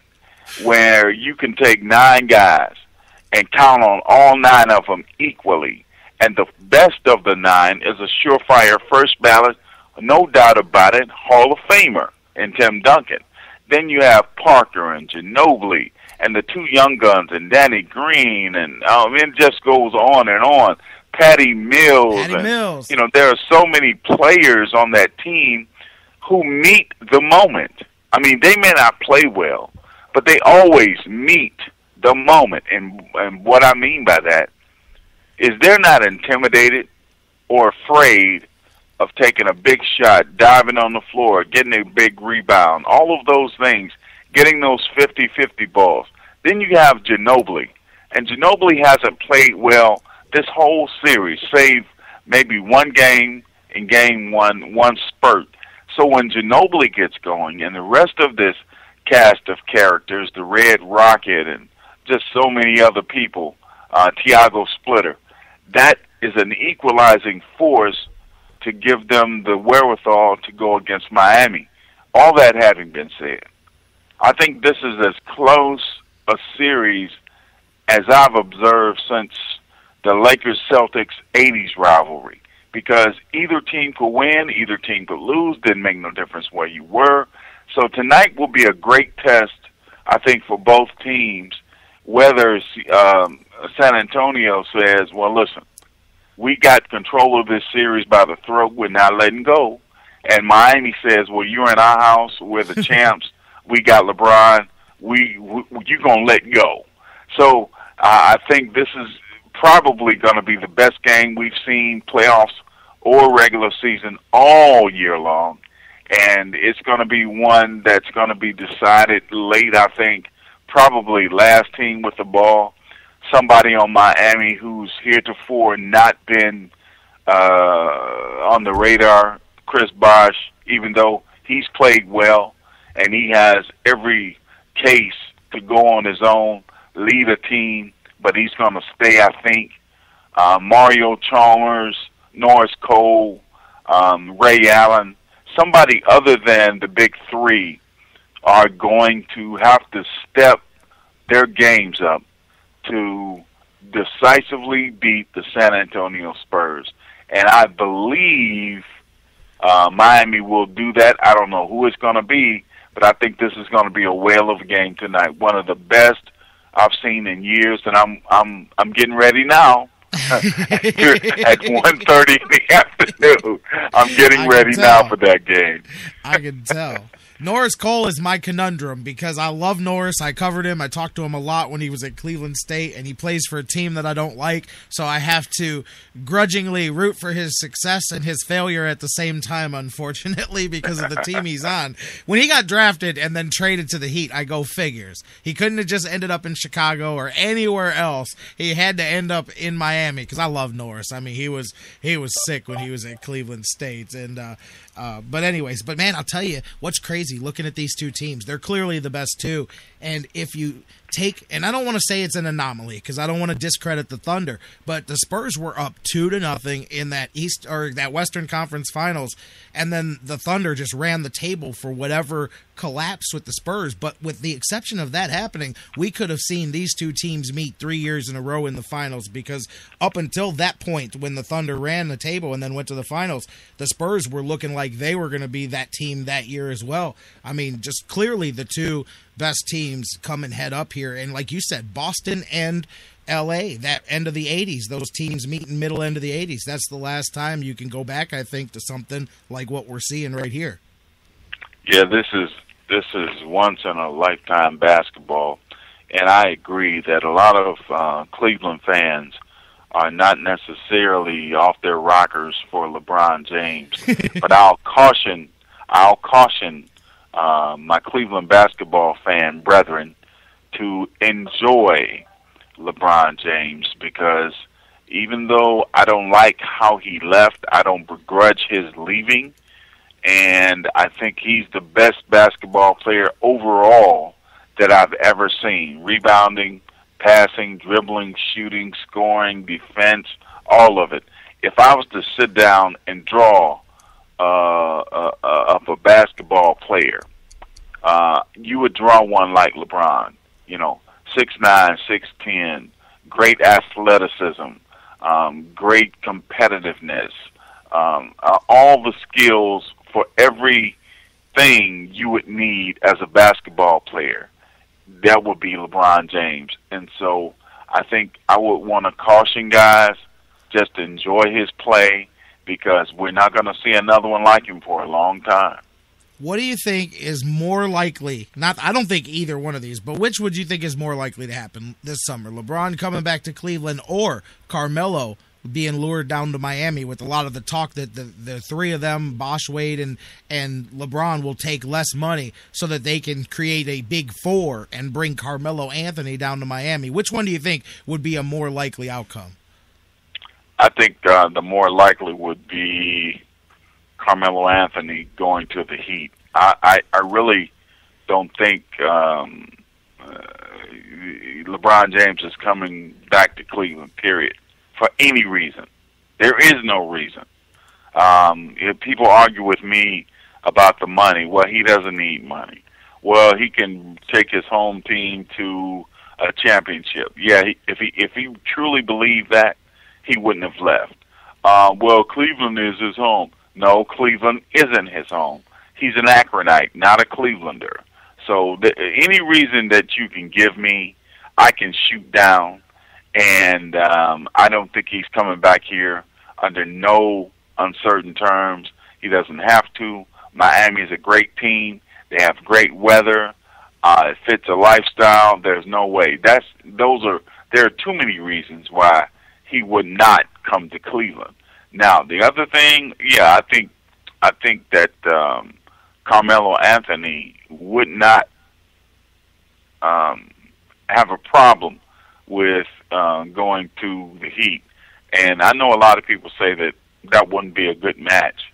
But obviously, if you win, that's what it's about. And I think guys today are more interested in other things. To me, when I played ball, the only thing that mattered to me was winning. Yeah, I can score. I can score on you all day. But you would be far better served if you tried to beat my team. And so that's the important thing. Who wins the game, that's why you play them. That's why you keep score, not to see who scored the most points. That's all. I think that style of play is forwarded by guys who never could play. They can't dribble, they can't shoot, they can't rebound. They just admire people who can.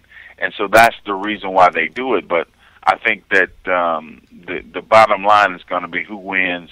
And Carmelo Anthony with the other big three, that's pretty tough to go against. I hear you there, man. To me, it's even worse evolution of putting the three of them together. And I'm with you on the competitiveness, and I'll take my guys and you take your guys, and let's go see who can win. But man, that's just ridiculously. Seriously, that's a stack right there for sure. That's a team, and I know a lot of people say a big four, but really we know Dwayne Wade, even though he's still got miles in the tank, nobody knows how much. He's definitely, they've already had to work around him. So you can see them wanting to reinforce that, because otherwise you end up with a team that is breaking down, and so I think it's very likely too. But I think, man, if people were unhappy about putting three together, can you imagine the backlash if they get a fourth guy added to that group? Well, here's the thing. I think a lot of people, as you said, are going to be unhappy with that. I think the biggest factor is when I played anything, I didn't want to get with other great players. I wanted to beat great players. Right. So if I perceived you were better than me, I didn't want to play with you. I wanted to beat you. The only time I wanted to play with somebody as good as I was, or I perceived to be better than me, is when maybe if we were from the same neighborhood and I went against you all the time and you were great and you were considered the best player, and then we happened to be somewhere where we could join forces because we knew each other. It would be a marriage of practicality in that case, but not because I wanted to win. So I'm going to put the best people together and win. I think it's just a difference in how things are done nowadays as to how they're done in the old times. But definitely, I would not want to be on the floor with 3 or 4 more superstars just to win. I think it's unmanly. I'm with you. Just the competitiveness. That's why, some people make that argument back with me. They'll go, no, man, it's a different era. And if it was today, those guys would do that. And I'm like, you're nuts. I'm like, I completely disagree that Michael Jordan, Magic Johnson, Larry Bird, any of the great competitors would have done that. Now, I'm not saying you don't want to play on a good team. And obviously you want, a good team around you, but they would not have teamed up with each other. And I mean, you know what I mean? Michael Jordan is not calling up Larry and Magic and going, hey, guys, what do you think, man? We all play together here? No way. It's like, never. Oh, man, Never. Magic signed who? The Lakers got who? Hey, we need to match this. We need to go sign this guy. You know what I mean? And let's go. That could never happen. But anyways, it's a difference in eras, I guess, and just philosophies. And, my dad was old school, so that's the way I am, too. And maybe it's to my detriment. Maybe I'm not cool like everybody else. Like, when we do the LeBron conversation, I always say, hey, maybe I'm the one that's wrong.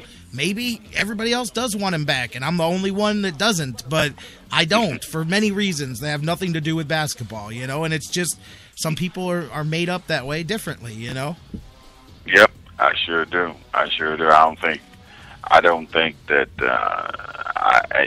Cleveland needs him. I don't think so. By the time they get him back, he'll be 32. Okay, fine, whatever.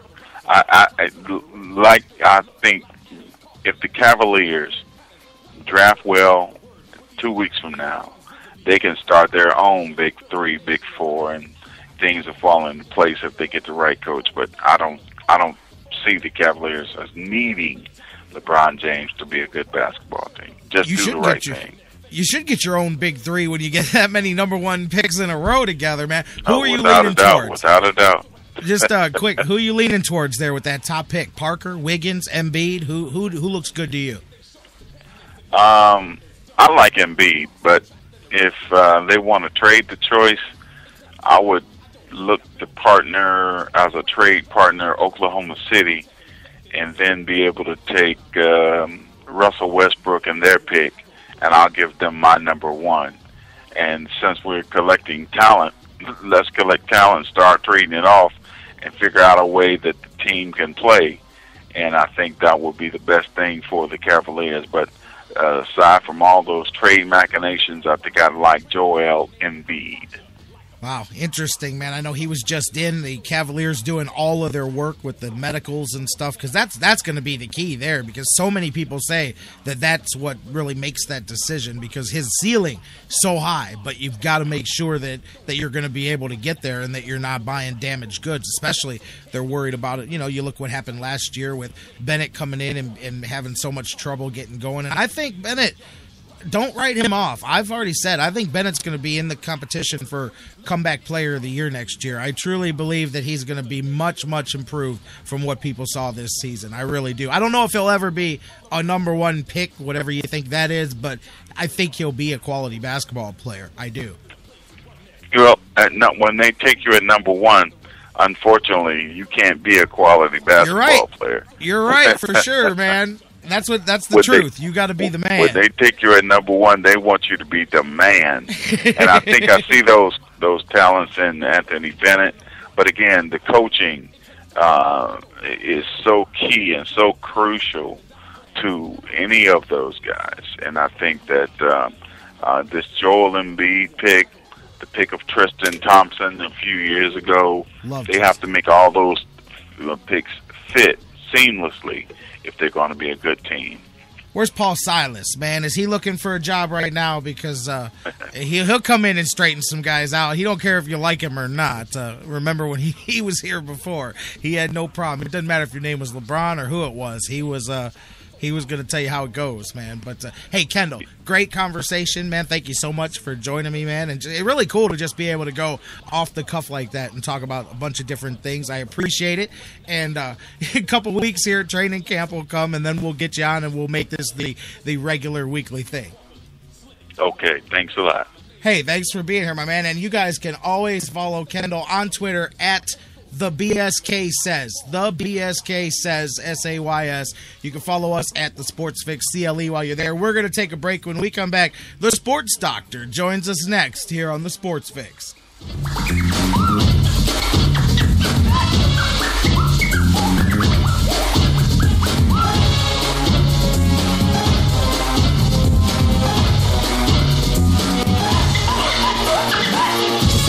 Not working, ludicrous. Whoever said it must be. A public service announcement from the Sports Fix. We here at the Sports Fix and our affiliates would like to apologize for any disturbing verbal actions, but remember, it's better having them trapped in a box than loose on the streets. Public service announcement from the Sports Fix. The Sports Fix, the sports show that cares. Guys, want to take just a second as we head into this break and remind you about the official business printing source of the Sports Fix, our friends at Signs and Ship. Signs and Ship, I'm telling you, Chris and Pam, they've taken care of me since day one, and they can do the same for you. Whether you're a small business that's already been established and you're looking to grow to that next level and expand your business, or perhaps you've got an idea that you just know is going to be a great business and you need to figure out how to brand it and how to promote it and put it out there, Signs and Ship is the place for you. If you need a logo, they can create one for you. They have a fantastic graphic designer. Business cards, signs, banners, yard signs, mobile advertising, anything you can think of that you need to promote your business, they've got it at Signs and Ship. The best thing about them, too, is each of their locations, whether it's the home base here in Elyria, Ohio that I work with, or their spots in Virginia, Florida, and Pennsylvania, it's all local sourced. Very important to me because we all understand that small business is the lifeblood of the community. So check them out, signsandship.com, or call Chris and Pam today, 440-323-6060, the home office in Elyria, Ohio. Signs and Ship, quality printing at affordable prices. It's the Sports Fix. We'll be right back. Indians fans, GV Art and Design has unleashed their new baseball collection. This summer, you've got to have one of the hottest baseball shirts available. Indians themes, GV Art has them covered from top to bottom. Chief Wahoo, keep the Chief, one of the hottest sellers going today. GV Artwork, knocking it out of the park, teaming up with Michael Brantley to create a custom Dr. Smooth t-shirt, bringing back an old classic. GV Artwork, bringing out the wild thing. Give them the heater design. The Cleveland That I Glove collection continues to grow. New designs for women and so much more. GVArtwork.com, bringing it full force to the plate for baseball season this year. Whether you check them out online, GVArtwork.com, use the sales code FIX10, FIX10 to save 10% on your total purchase. Whether you go to their store in Lakewood, check them out at the Cleveland Indians team shops around Progressive Field, and so much more. GV Art and Design. It's not just a shirt, it's a statement. Sports Fix listeners, like us on Facebook today. Facebook.com/The Sports Fix. I've been a pro wrestler my whole life, so championship belts have always kind of been a way of life to me. But did you know title belts are quickly becoming the fastest rising and the most popular new way for people to celebrate all kinds of things you never would have thought of before? We use it for our fantasy football league. It's a really cool conversation piece. Office pools, employee of the month, you name it. There's tons of different trophies that you used to buy plaques for. Well, I'm here to tell you about Pro-Am Championship belts, who have the highest quality championship belt with the lowest prices. Replace those old trophies with stock belts on hand that they can customize for as low as $30. Any occasion, celebrations, awards, championships, fantasy leagues, gifts, plus wrestling, mixed martial arts, boxing. If you need championship belts, check them out. Pro-Am Championship Belts, ProAmBelts.com. Look them up on Facebook, Pro-Am Belts. Trust me, nothing says cool like doing the discount double check with a real championship belt. Just ask Aaron Rodgers. Now you too can have one thanks to Pro-Am Championship Belts. Hi, this is CJ Miles of the Cleveland Cavaliers, and you're listening to the Sports Fix.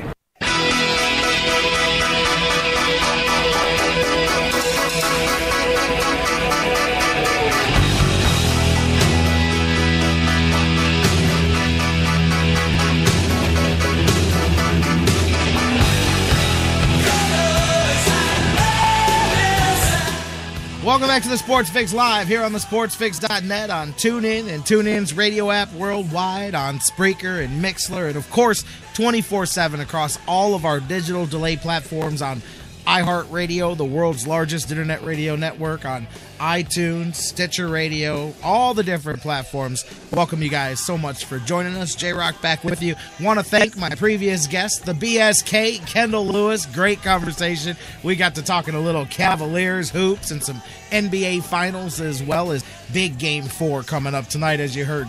Kendall pretty fired up for that one. And a chance for the Spurs to put a chokehold on that series, or for the Heat to say, let's go, my turn. And I expect to happen. It's going to come down to a best of 3 here down the stretch. But I'm rooting for the Spurs to take it tonight.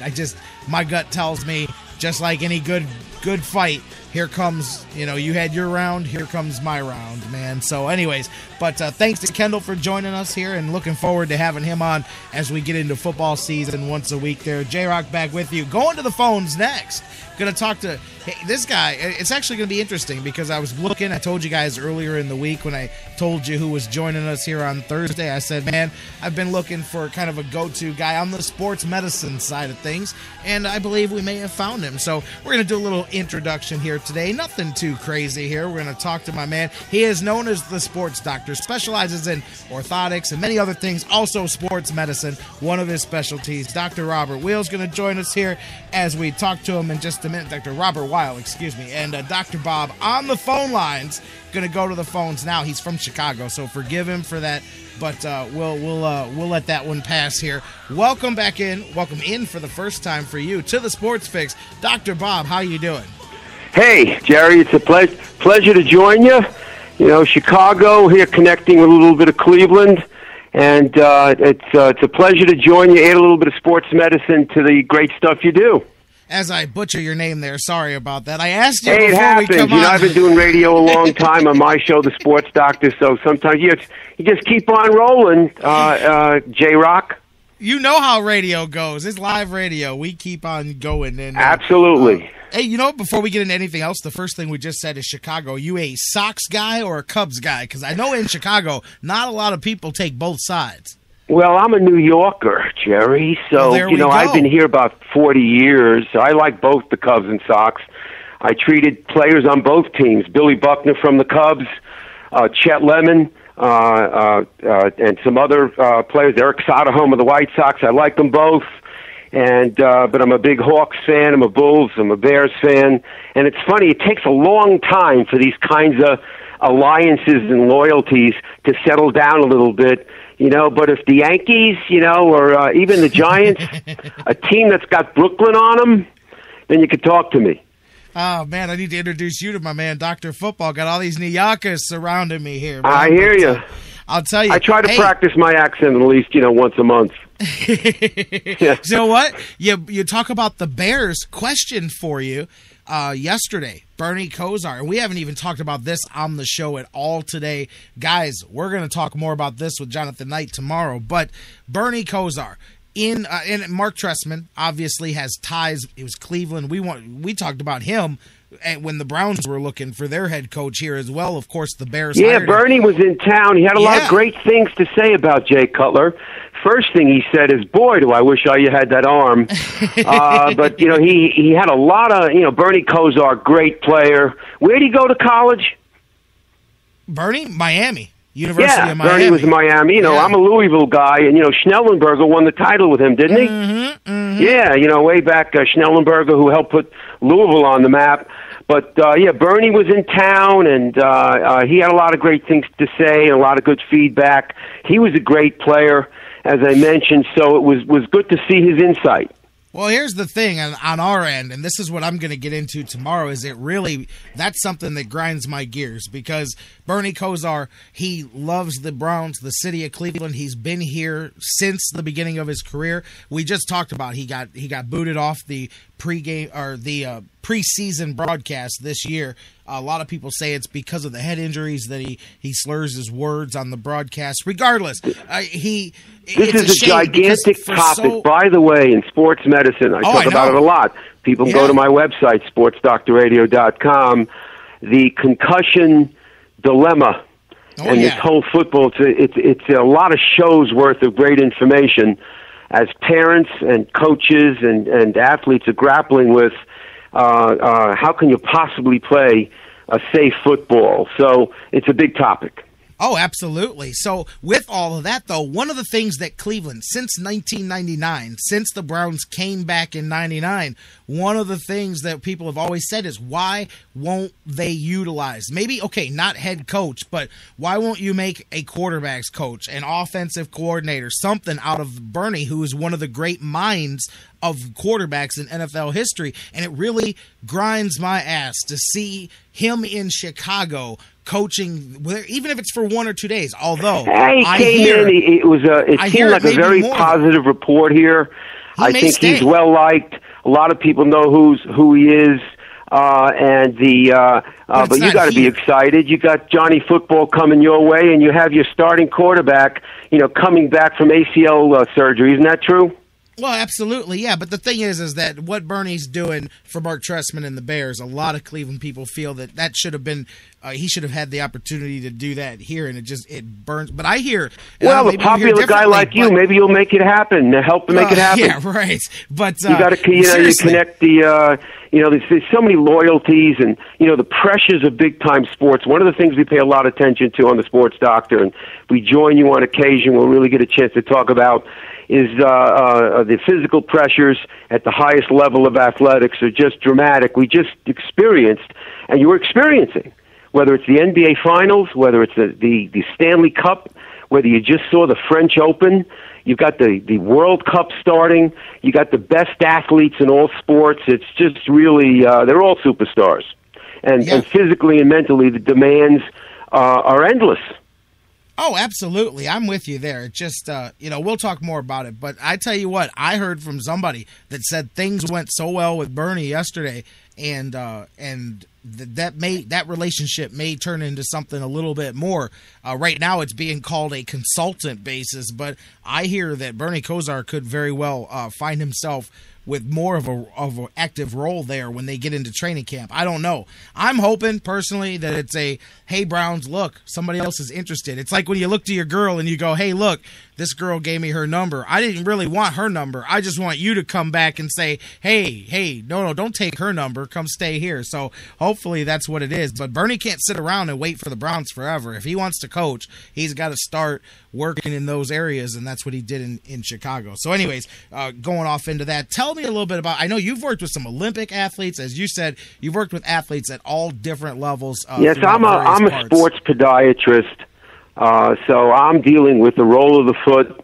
Most of what I do is prescription orthotics, which are balanced, molded prescription devices to go in your skis, your shoes. We might put them in a grandma's shoes.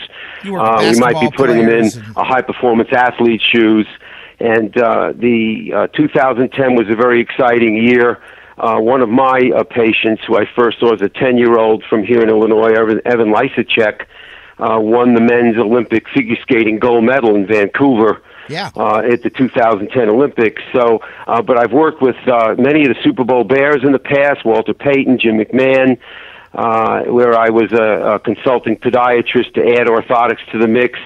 And we talk a lot about that on the radio show in my articles, which is, are you in the best shoe for the sport you're playing? Right. What kind of foot structure do you have? Do you have high arches? You're very flat-footed? What's your history of trouble?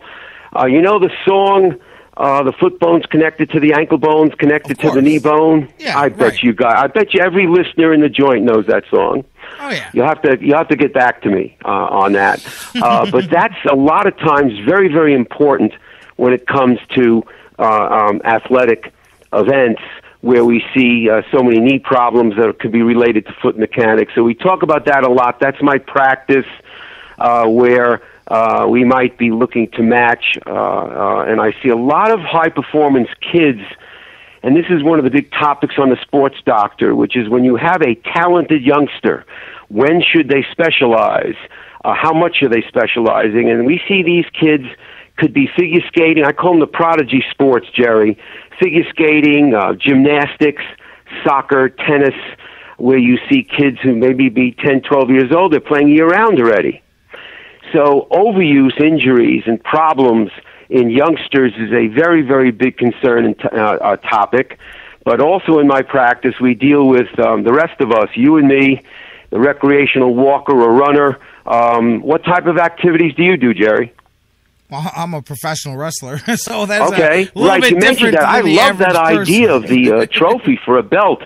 Man, I would have known that, or I would have got one printed for my grandson. Maybe with a great soccer player or something with those championship belts. The athleticism of professional wrestling is high end. You know that. I bet you've had your share of injuries. You guys are great athletes.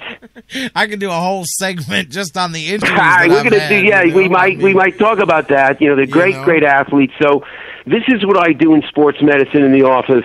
And we talk a lot about that on my show. I usually have 2 guests a show. We might have a coach. We might have different types of individuals, parents, athletes themselves, doctors. We pay a lot of attention to sports psychology on the Sports Doctor. The mental game is big in all of these athletes and sports. Wouldn't you agree? Oh, I agree 100%. Huge. It's as big as the physical side, no doubt about it. Yes, and so we feature that. And the parents of young athletes, there's a lot of stress on these families. I tell people all the time, if they watch Dance Moms or these other shows, or you've seen screaming adults on the sidelines of Little League games and soccer games. So we pay a lot of attention to this as well. But podiatry, sports podiatry, the role of the foot and ankle, strengthening my private practice has always been about, and we've seen many great athletes because of my associations with some great trainers, Bob Guida being one of them, a famous sports therapist. He rehabbed everybody from McEnroe to Jim McMahon to Walter Payton to Yannick Noah and others,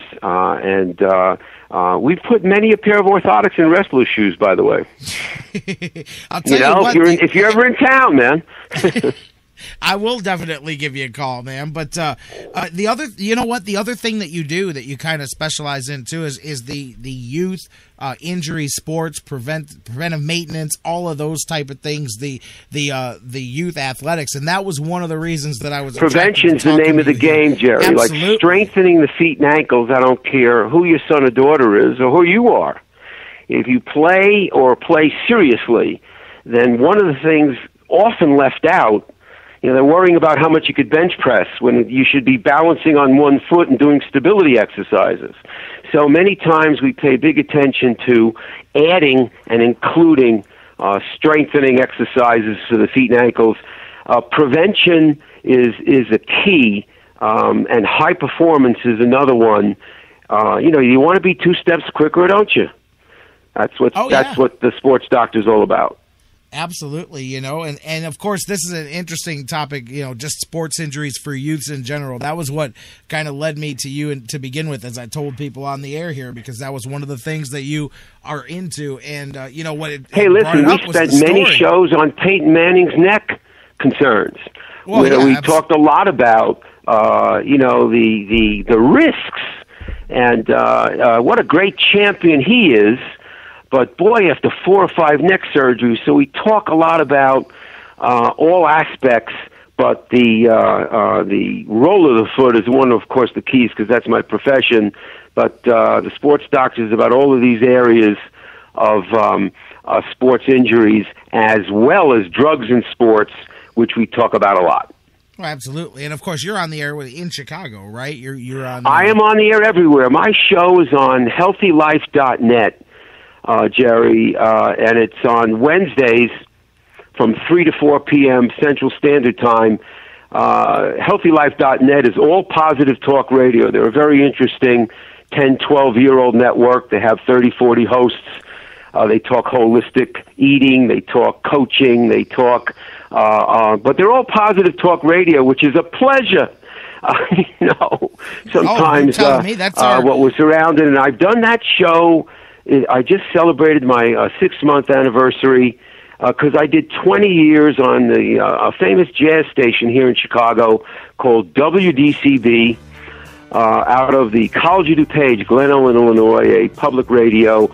And if people go to my website, sportsdoctorradio.com, they can hear over 3 or 4 years of past shows with a lot of different topics in all areas of sports medicine. And that's what we're looking in the future maybe to bring to the Sports Fix, which is a little bit of there's always something going on in sports medicine, whether it is how good an athlete is Johnny Football to what are the concerns physically in this kind of scenario to what's going on in the NBA Finals or why didn't the Blackhawks win. And but I have a question for you and your listeners. We've talked about it a lot. I think you'll be excited about. As we're watching all these great events, we've talked a lot on the Sports Doctor about which of these sports requires the best athletes. Is it that tennis player playing 5 hours against Nadal, or is it the guy playing goalie, man, in the National Hockey League, or is it the NBA player or the defensive back? It's a great conversation piece. There's so many great. Now we're going to watch the World Cup. Maybe soccer players are the best athletes. What do you think? When you're talking, see, that's where the conversation goes in that direction, because I've talked to people just, shooting it around with friends, and we've talked about which sport takes the best athlete. There's arguments for all of them, but when you get to soccer, and you talk about literally running up and down a giant field for 60 or 90 straight minutes for the most part. Hard to beat it. It truly is. And, of course, over the years, the crummiest shoes for sports were soccer shoes. They were like pieces of paper. Yeah. It's been one of the biggest challenges. And in youth soccer, where we have concerns about young children with cleats, because of the pressure on growth centers, but I couldn't argue with you. To run all day like that, and to be a dancer, you're really being a dancer at the same time. But you know you what? You want to see some of the best athletes, watch Dancing with the Stars. You know what, though? Oh, yeah, you're absolutely right. And I'll throw one back at you, though. For us, we're sitting here talking, I mentioned soccer. I'll throw rugby out there, which a lot of people forget about. Rugby is soccer and football together. Yes. You're running it, and you're tackling, and you're getting hit, besides the fact that you lose all your teeth. Everybody that I know, and I know people that play rugby, everybody that I know that plays rugby is missing at least one toothers. That's for sure. But, yeah, really. But yes, there's no doubt about it. But seriously, most of us don't know anything to do with the rules. We sure know. But it's interesting. They don't wear helmets. No, they're so they don't have helmets as a weapon. And this has always been. This was the crazy direction football went, which was to get harder and harder helmets, thinking that it was the impact. When really it's the slamming around of the brain in the skull that's a problem. But how many guys are on a rugby team? I couldn't tell you. You know what? I couldn't either, to be honest with you. I don't know if it's somebody have you. You got people all over. Maybe we'll call in on one of our two shows. We'll be able to know, whether how many guys are on it and how big is the rugby field? Is it the same size as a soccer field? It's soccer field. Yeah, Rich Rowe, my man, he's listening. You play rugby. You let me know. He actually plays semi-pro rugby. I know he's a listener. But you got it's a tough sport, and there's no doubt about it. But it's tough, Doc, because you can go through every sport, football, basketball. I mean, there's an argument to be made for each one. Maybe you and I will revisit this one time. You and I will have a fun little conversation. Well, here's the key. The key is regardless of the sport you or any of your kids or your athletes play, training the body to be a better athlete, to be stronger and strengthen the links, all of these areas of the body is the major key when it comes to trying to be better prepared to, again, prevent injury or enhance performance. And, again, foot and ankle, key component. I agree with you, man. I look forward to picking up this conversation in the future. Man, great conversation. Dr. Bob, of course, people can check you out, sportsdoctorradio.com, and we'll from time to time, we'll have you back on here on the Sports Fix. We'll talk about looking forward to it. Thanks for the opportunity, Jerry. Good luck to you, and absolutely looking forward to the next time. All right, you have a good one, Dr. Bob. Thanks for being here. Thanks to Dr. Bob Weil for being here with us. Always a good time having new guests on the show, and that's a good conversation. I think we'll have that conversation in the future, you guys, here on the show. What sport really does have the best athletes, man? Because you can make an argument for all of them, you know. But we'll except race car drivers. I won't let you make an argument for that. Although I'm not saying you're not athletes. I'm just saying. I'm not going to hear that argument. But let's talk about it. Well, that's a good one. We'll talk about that. Let's take a break. Man, we're into hour 3 already, but that's how we roll. Don't go anywhere. When we come back, we'll set the stage for the Indians tonight, the NBA Finals. Man, those Kings in the Stanley Cup Finals. That close. You can't see my fingers, but they're as close together as the Kings came from sweeping that thing last night. Instead, the Rangers are alive. We'll wrap things up here on the Sports Fix when we come back.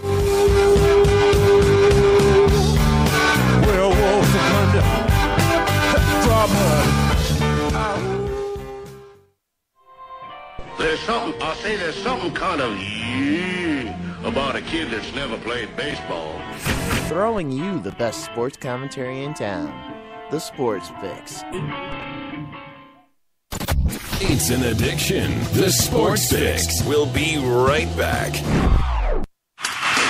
Indians fans, GV Art and Design has unleashed their new baseball collection. This summer, you've got to have one of the hottest baseball shirts available. GVArtwork.com, bringing it full force to the plate for baseball season this year. Whether you check them out online, GVArtwork.com, use the sales code FIX10, FIX10 to save 10% on your total purchase. Whether you go to their store in Lakewood, check them out at the Cleveland Indians team shops, and so much more. GV Art and Design. It's not just a shirt, it's a statement. No football? No problem at Harry Buffalo North Olmsted. The excitement never stops. Every day of the week brings a different set of food and amazing drink specials. And now,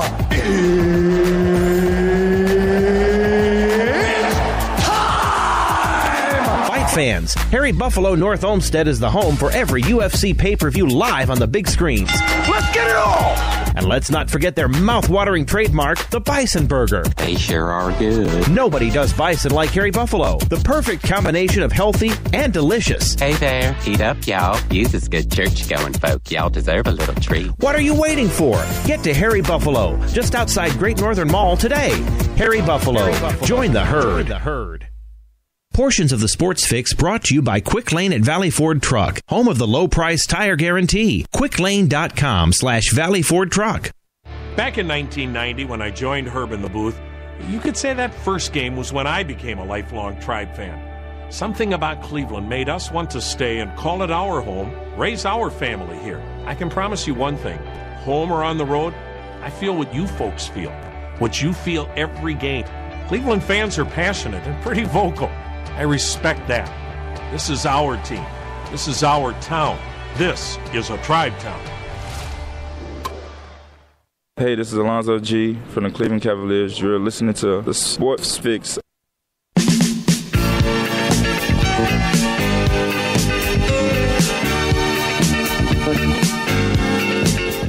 Welcome back to the Sports Fix, where indeed we are live and we are family here on the Sports Fix. And family has fun together, family suffers together, family experimentations together. And today was an experimentation type episode of the Sports Fix for sure. And hey, get used to it because the summer's here. And I'm just going to tell you now, Thursdays are going to start being experimental Thursdays here on the Sports Fix. But not in a bad way either, at all.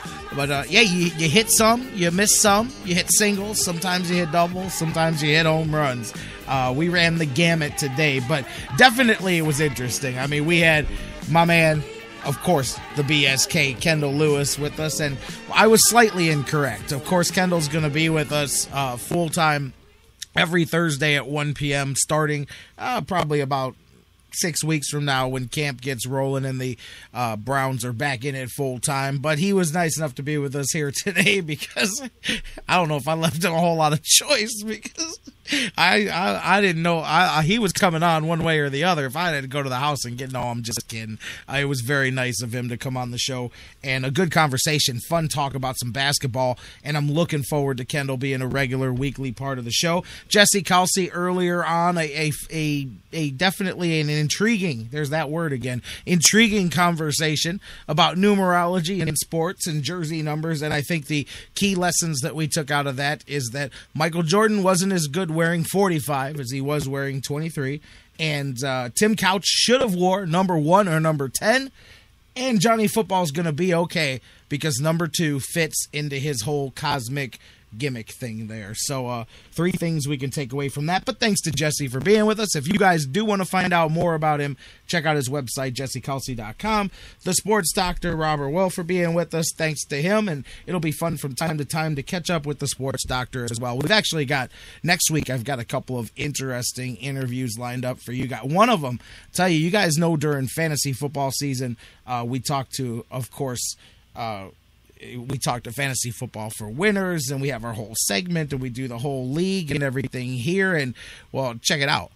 I'm going to go somewhere for fantasy baseball fans next week. This one was actually really cool. Agent reached out to me yesterday and said, hey, would you like to talk to my client? I think he would be right up the league for the, right up the alley for the Sports Fix listeners. I said, oh, yeah, I'm very interested because this guy, along the same lines of fantasy sports, except fantasy baseball, not just baseball, however. This is, I'm trying to pull it up here because I don't want to butcher any of his information, but his name is Larry Schechter, and he's not only a fantasy baseball expert, and he plays in several of the expert leagues around the nation, but he also, he's won several now. I think he's 120,000 so far that he's won in fantasy football leagues. He plays for the LABR, the Advanced Metrics Baseball Fantasy Leagues, etc., so forth and so on. Looking forward to having him on to give you guys some tips. Just a one-time thing. It's not going to be a weekly interview, but I'm definitely looking forward to having Larry Schechter on to talk to you guys, especially those of you that get into fantasy baseball, your mid-season adjustments and all of that. But he's the author of Winning Fantasy Baseball, and I'll tell you though, his track record alone made me go, yeah, absolutely. 9-time national fantasy baseball champion. As I said, he's in some of the select advanced leagues that are out there. He has won $120,000 in fantasy football leagues. He has also won 9 championships in the National Fantasy Football Championships. He's also been a member, as I said, of several elite leagues, the USA Today League of Alternative Baseball Reality. He's one of the select people that's in that expert league, which is supposedly the most prestigious expert league of fantasy baseball in the entire world. So very interested to talk to him, bring that to some of you guys here. Got some very interesting guests, some sports psychologists coming on, some different things in the next few weeks. So hopefully you guys enjoy them, and the ones that hit and the ones that miss, we'll just roll with the punches and we'll talk about them and everything. But thanks to my guests today. Looking forward to bringing some more new and interesting people to you over the next few weeks and months of the summer. Man, speaking of the summer, Mark Jackson, things may be picking up here for the Cavaliers head coaching search, which goes to show you, same thing that we said about Mark Price. Obviously, it shows that they're not blown away or impressed by anybody that they've talked to so far, that they're continuing to turn things over. But now word that they've reached out, which you would have thought they'd have done from the get-go, reached out to Mark Jackson. A lot of people thought that was kind of really, before names came out, before names of who the Cavaliers were interested in started to leak, Mark Jackson was like at the top of the list of not necessarily people that I wanted per se, but that I thought would be instantly, because you look at what they did with the multiple guards and the shooting and all of that they had going on at Golden State. And I know whether it's able to be duplicated with the pieces that you've got here, Kyrie and Dion and whatever you put together, I don't know. But I think that that's what David Griffin fantasizes that the Cavaliers turn into, is that type of a team. So it kind of makes sense to me that they would talk to Mark Jackson. So that one's in the works there as well. I know Alvin Gentry, I believe, is in for a second interview on Friday. Tyronn Lue, we talked about him as well, coming in for a second interview there too. Cavs continuing to turn stones. Kendall said earlier, I mean, what they do the next 2 weeks going to be really important in the escalation of their timeline for success here, no matter how fast or how slow you think it's going to take. And I think the key, and it starts with the coach, really, because it's going to change the philosophy in the draft, in the free agency, and all of that. Plus, we saw Embiid was in. They did all kinds of tests with him and the doctors. And that's the one thing I will say is I feel confident that, I mean, look what they went through with Bynum. I mean, you see now players will specifically come here to work with the Cavs medical staff. So that gives me confidence that if the Cavs say, hey, Joel Embiid's our guy, then I will feel faithful that the injury is not going to be a concern. You can say what you want about the talent selection and maybe he pans out, maybe he doesn't. I don't know. I'm just saying I won't go, oh, man, they took damaged goods, because I believe that I think the medical staff knows what they're doing for the Cavaliers, and I definitely think that if they believe that because you got to realize it's different, because somebody right now is at the house yelling at their radio going, J-Rocc, what are you talking about? Anthony Bennett came in hurt. I'm not talking about being hurt, coming in hurt. That's different. You can't project how a guy is going to train and keep himself in shape after a surgery that the team knew he was going to have. Like, that's different. I'm talking about, is this back injury going to cut short his career, going to cut short the possibilities of what he does? Is it going to come back and hurt you because you're making a commitment at the top of the draft here? So I do believe that if they sign off and say, hey, this is our guy, then medically, I don't look at it as a problem. But there's all of that going on. A lot of things, man, circling around the Cavaliers here at this time. Meanwhile, just like the rest of the NBA, they're looking at the two best teams in the league, and clearly they are the Spurs and the Heat. They have center stage, and tonight, as we talked a little bit earlier, 9 p.m. tip-off, the Spurs are looking to grab that series and take control. The Heat looking, hey, last year, that's the way this whole series went. The Heat were down 1-0, 2-1, and 3-2, and they came back and bounced back. Man, my heart, see, this is why I don't bet games where I've got my heartstrings tied in them, because my heart says the Spurs go take care of business, man, but it's not easy to go to Miami and beat that team 2 games in a row. I don't care how good you are. And they're going to bounce back just like they did after game 1. So as much as I'd like to say I think San Antonio is going to win, I will say I hope that San Antonio goes up 3-1. But I expect us to be looking at a series that's tied at 2 with 3 games left to play, and it comes down to a best-of-3 series. But I think that's going to be a hell of a basketball game tonight, 9 p.m. tip-off. And I'll be watching that back and forth in between paying attention to the Tribe, because the Tribe's back out there starting that series in Boston, baby. John Lester, Josh Tomlin. Like I said earlier when we were talking about this, I think tonight is a good chance, and I think things are set up for the Indians to at least take the first game of this series and kind of set the tone for what's coming here over the next 3 days, over the weekend here. Tomlin's been rolling, coming off a good start against Texas, doing what he's doing. Lester was on a roll, got banged up over the weekend.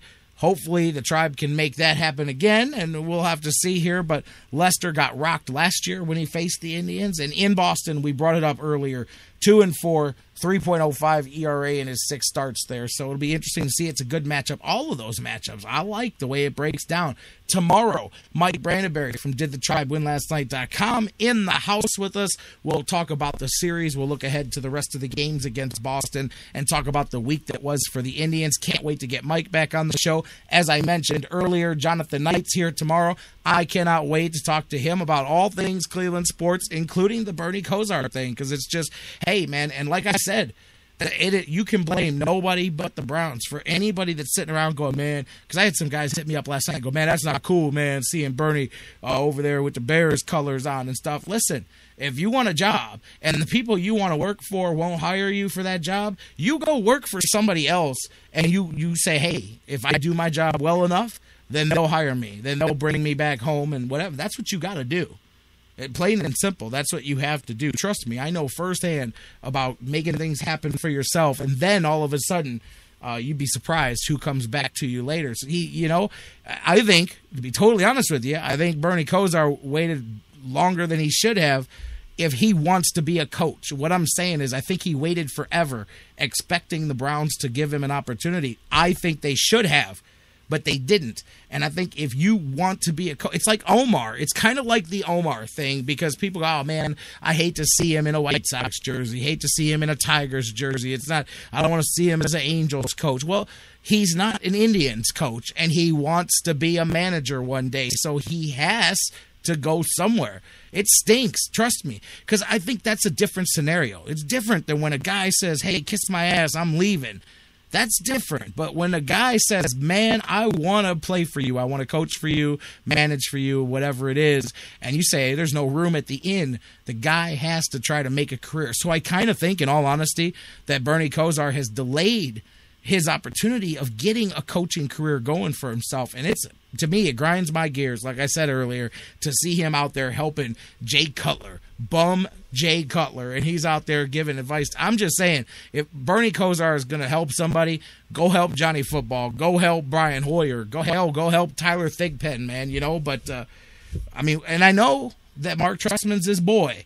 I get it, but that was part of the reason why I said, man, I would have loved to have seen Trestman end up here, because I knew that Bernie would be a piece of that. But and I'll tell you, I don't know, but I'm hearing that there was a lot of love between people in the office and Bernie Kosar and the players, and that may lead into an unexpected, this was a consultant thing, but don't be surprised if he does not have a part to do with Bears training camp with them. So I'm looking forward to talking to Jonathan Knight about that tomorrow. Man, what else do we got on tap? Jeff Gorman's going to be here from Browns101.com. Busy show again tomorrow as we head into the weekend. Hey, it might be my last sports fix ever. Let me tell you guys, I'm heading to it as soon as we get off the air tomorrow. I'm actually packing my bag, heading to the airports. I'm heading to Atlanta. I'm I've got 4. It's ridiculous. I have to take 4 different listen, I believe the air travel is safe, but I also believe that it's like playing a little Russian roulette. Every time you get in the plane, you're taking your shot. So you try to minimize those risks. And to make a simple trip to Atlanta, I have to make 4 different flights, 2 on Friday and 2 on Saturday. And so, let's just quadruple the risk, you know. Let's not take a direct 90-minute flight to Atlanta. Let's take 2 75-minute flights instead. But anyway, so I'm taking my life into the airline's hands this weekend. So hopefully I'm here on Monday when we come back. But I'll tell you guys tomorrow why I'm going to Atlanta. It's actually a very interesting set of circumstances that led to me heading down there. But I will be spending the weekend with Diamond Dallas Page and Jake the Snake Roberts and filming some footage for some documentary being done. And I'll tell you guys more about the story tomorrow. Definitely looking forward to this weekend, although I'm just looking more forward to being here on Monday. We'll talk about all of that tomorrow. All the guests as usual. We wrap up the week. We'll talk NBA. Doug Plagans as well. I'm sorry. Doug Plagans, voice of the Gladiators and the Lake Erie Monsters. He also will be with us tomorrow to wrap up the week. So a busy show. We've got Jonathan Knight, Mike Brandenberry, Jeff Gorman, and Doug Plagans in the house on Friday. What a way to end the show. See, it's almost like I knew. It's almost like the numbers in the sky knew that it was going to be my last show. They put the whole crew together. Man, I feel like I'm watching my own funeral, man. I'm just kidding, guys. I'm just kidding. I hope I'm just kidding anyways. But it's going to be a fun time tomorrow, so make sure you come back and join us right here. Same bad time, same bad channel. Where else but here on the Sports Fix, live at noon tomorrow. Have fun tonight. Enjoy the NBA Finals. Enjoy of course, the Indians. Go Tribe. Kick Boston in the tail. Start this series off the right way. And we'll be here talking about it all with you live tomorrow. We love you, Cleveland, right here on the Sports Fix. Over any city that we visit, when you're from Cleveland.